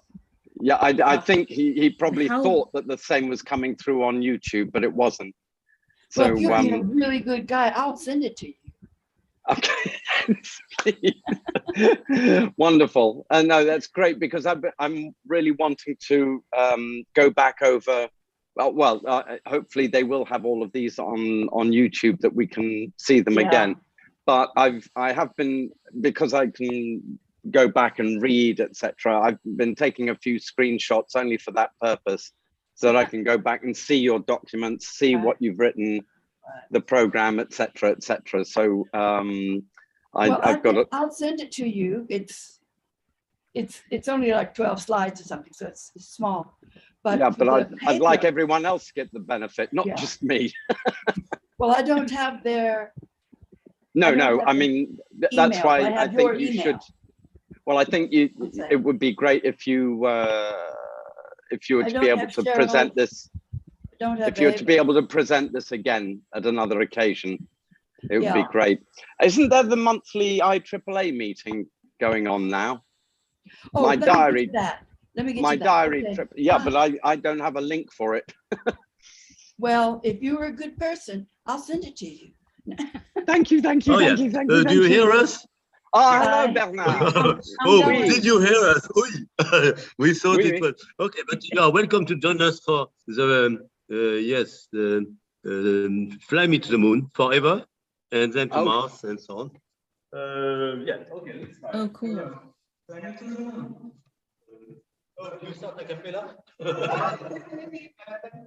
Are we looking at a ceiling? I'm not sure. It's in space, of course, there is no up and down, so that could be the floor.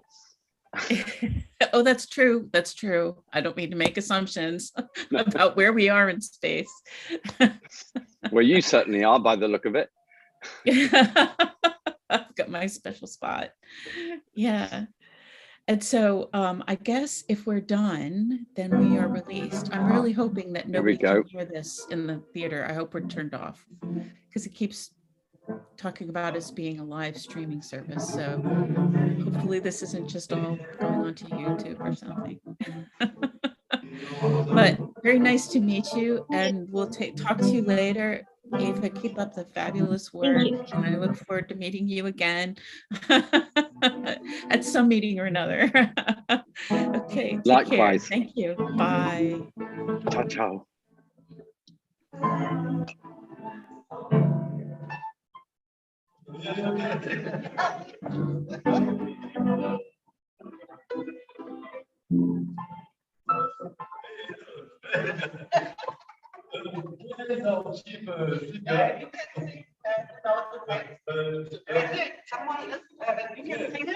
Okay. He's saying yes, but we cannot hear you. You can get it on your phone. He's the last one. You can please come on and say. You can say yes? Yeah. I have the music on. You have to say.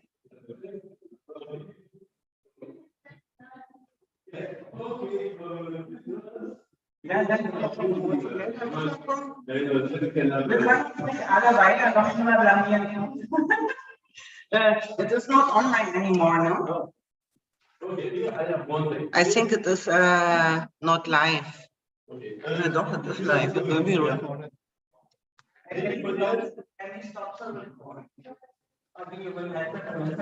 No, this is and will be shamed forever. Okay. But I think they are listening to us. Yeah, but we can go not live. Warte mal. Stop recording. Arrêter la diffusion directe. No, I think he stopped the recording because he was a must. Recording is out. Yeah, but live, maybe we have to stop live.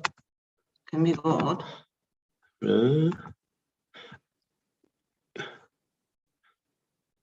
No, this is the live transmission, not the recording. We are. Steve, then we would say goodbye to you. No, because the YouTube was attached to his computer, not to mine. Yeah. Yeah, but Okay. he can join as Zoom. It's a Zoom, not as YouTube. Yeah, but it's live, so. Okay, so all the best. So all the best. And we will Thanks, practice, well done. and we will play for you in the future. Well done to you all. Okay, You've done a brilliant job.